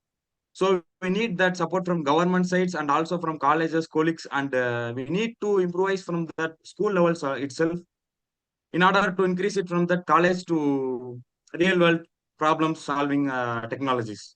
The second challenge is in infrastructures. In many developed countries like America and also Japan, they are already working on hydrogen and also ammonia engines. They're having a lot of infrastructures, but that countries like India and other countries, we have lack of technologies and also solutions. We have need seeking support from that government and also incubators like the repetitive institutions. They should support us like innovators and also making it as a real world product. The third challenge is to risk perception. Deep tech and hardware innovation take time. Startups working on engines and energy systems often face longer development cycles. So we need a constant support from mentors and also from incubations and also from Indian governments. The answer lies in changing the environment and innovation. With the support of faculty mentors, we can bridge the theoretical research and practical engineering. With institutional labs and shared infrastructures, we can reduce development. With platforms like IGEN, we can able to collaboration between that incubation centers and also that efficient lab we need for the development of hydrogen and also ammonia engines to make it as a real world working.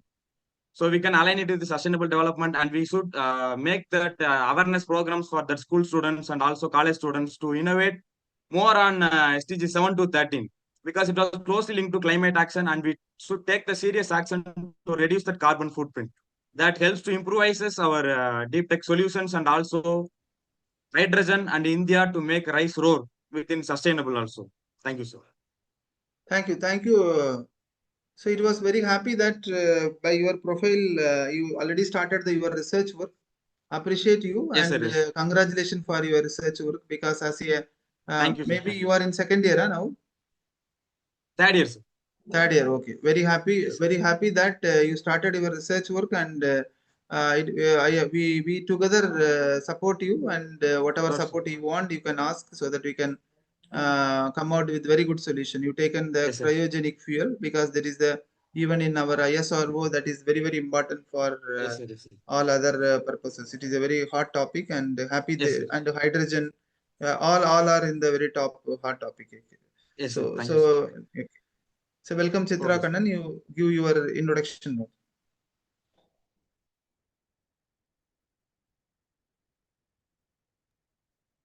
Good evening.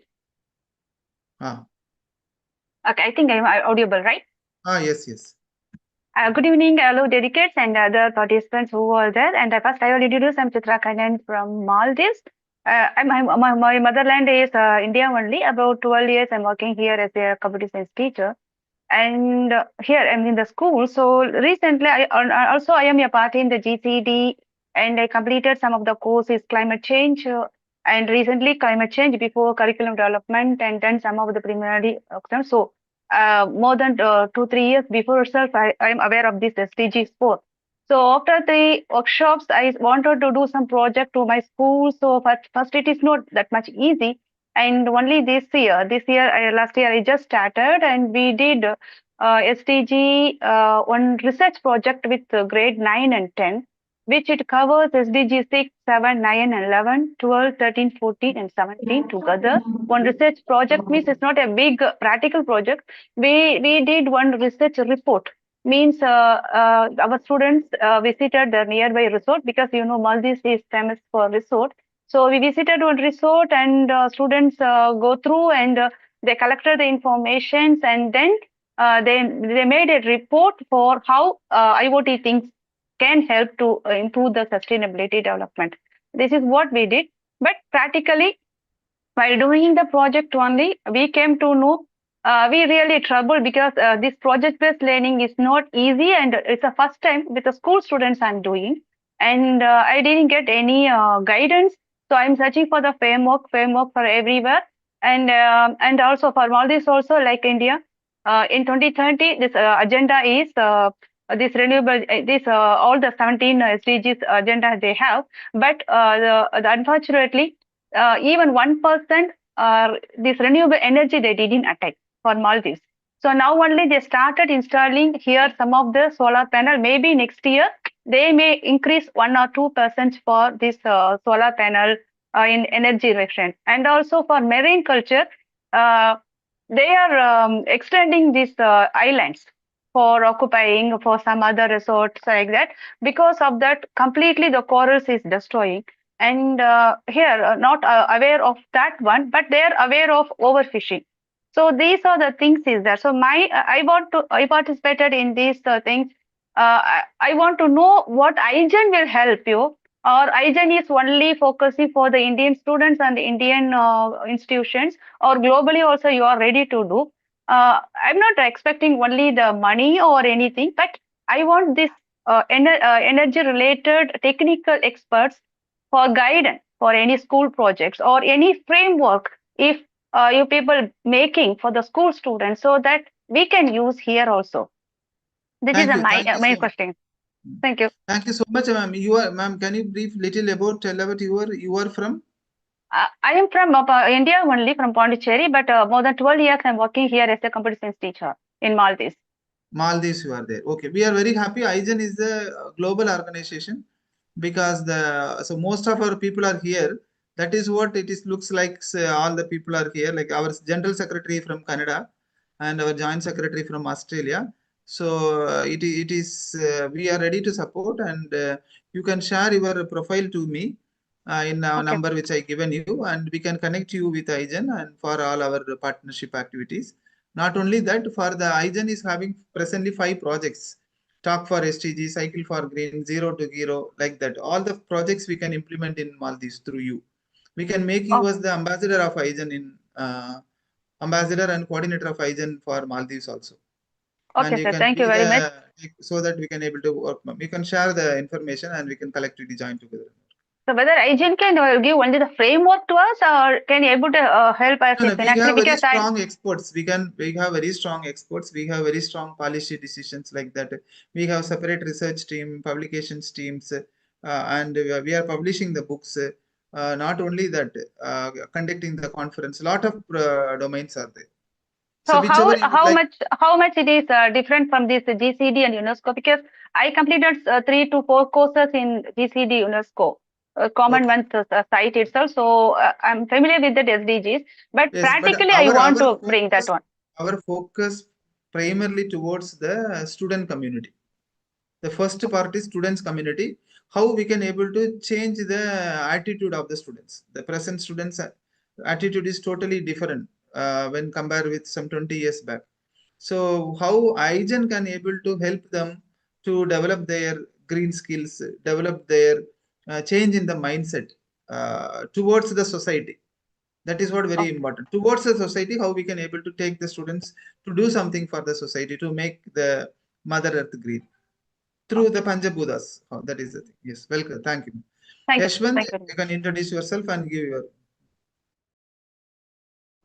Good evening, sir. Am I audible? Yes, continue. Hi, good evening, everyone. I'm Yashwant V from Sri Sairam Engineering College. I'm pursuing my first year B degree, computer science department.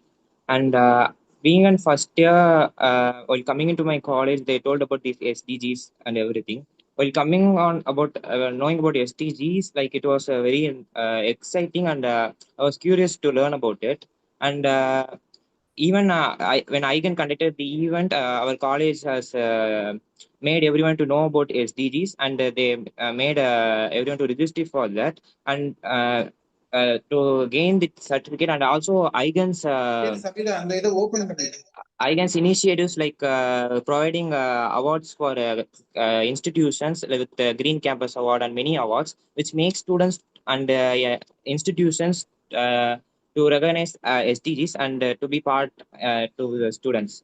So before the session 2, they talked about it is possible to achieve SDG by 2030. My opinion, it is possible, but we are currently on off track, and it's urgent to accelerate. Acceleration is required.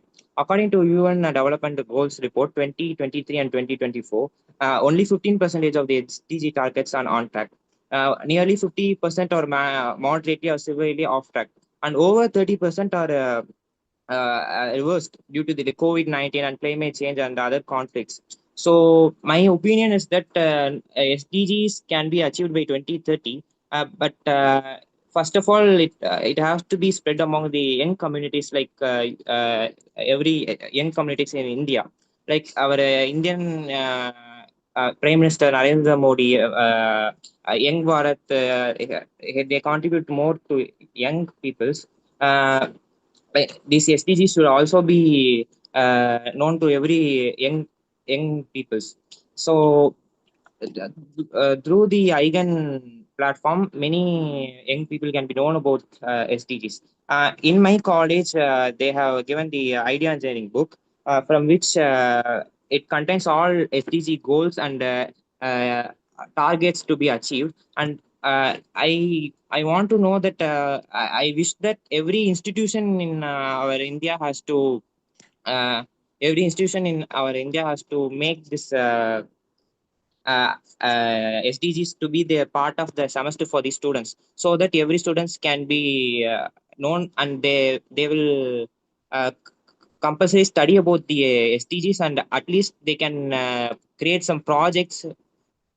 They can create some projects which will be welfare for communities which are lagging in even SDG number 1, which is many people are lagging. 733 million people are still living in extreme poverty over SDG number 1. So that when making this SDGs to known to all students, from when they create some projects, it will be benefits to all the communities. So that's my opinion. Thank you, sir.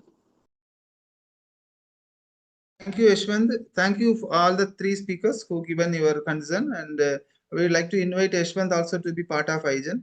And thank you all the speakers. And now it is over to Sapita. Thank you, Dr. L. Ramesh sir and Dr. S. Sendil Kumar sir for successfully completed the session 2 and 3 with our energetic speakers and evermost participants. After all the fruitful presentation and discussions, we have reached the end of the SDG4 Energy Conclave. Here is the time to propose a heartfelt gratitude to one and all who have contributed to the successful completion of this program. May I invite Dr. P. Selvaraj sir to propose a vote of thanks. Sir, please. Okay. It is my privilege to deliver the vote of thanks on this remarkable occasion of IGEN SDG4ENERGY Conclave, a special initiative that highlights how energy action derives progress across all 17 Sustainable Development Goals. On behalf of the Institution of Green Engineers and the organizing committee, I extend my heartfelt gratitude for esteemed leadership, Dr. Ramesh sir, President of IGEN, and Dr. Sendil Kumar sir, Director of IGEN, for their inspiring opening remark, vision, and continued guidance that shaped the success of this event. We are also deeply honored by the presence of our special guest, Professor Nilesh Narayan and Dr. E. Bhaskaran, whose valuable insights added significant depth to this conclave. I sincerely thank our moderator, Dr. Begra ma'am, for conducting the sessions with exceptional clarity, professionalism, and coordination. Their effort ensured smooth transition and meaningful engagement throughout the program. A special word of appreciation goes to all the 17 SDG speakers who represented each sustainable development goals with expertise, passion, and commitment. Their diverse perspective and rich knowledge truly demonstrated the interconnectedness of energy action with global sustainability. I extend a heartfelt appreciation to organizing team of IGEN Green Hub, whose tireless effort behind the screens planning, the dedication made this event possible. Our sincere thanks also go to the technical team, volunteers, communication coordinators, and content creation members for ensuring good execution across all the digital platforms. Your coordination, creativity, and teamwork contributed immensely to the success of this conclave. Finally, I thank all the participants, academician, industry professionals, students, and viewers who joined us through the IGEN SDG Plus channel. Your active participation, thoughtful questions, and encouraging support reinforce the growing collective commitment toward the sustainable development. We look forward to your continued involvement in future IGEN initiative as we work together toward a greener, cleaner, and more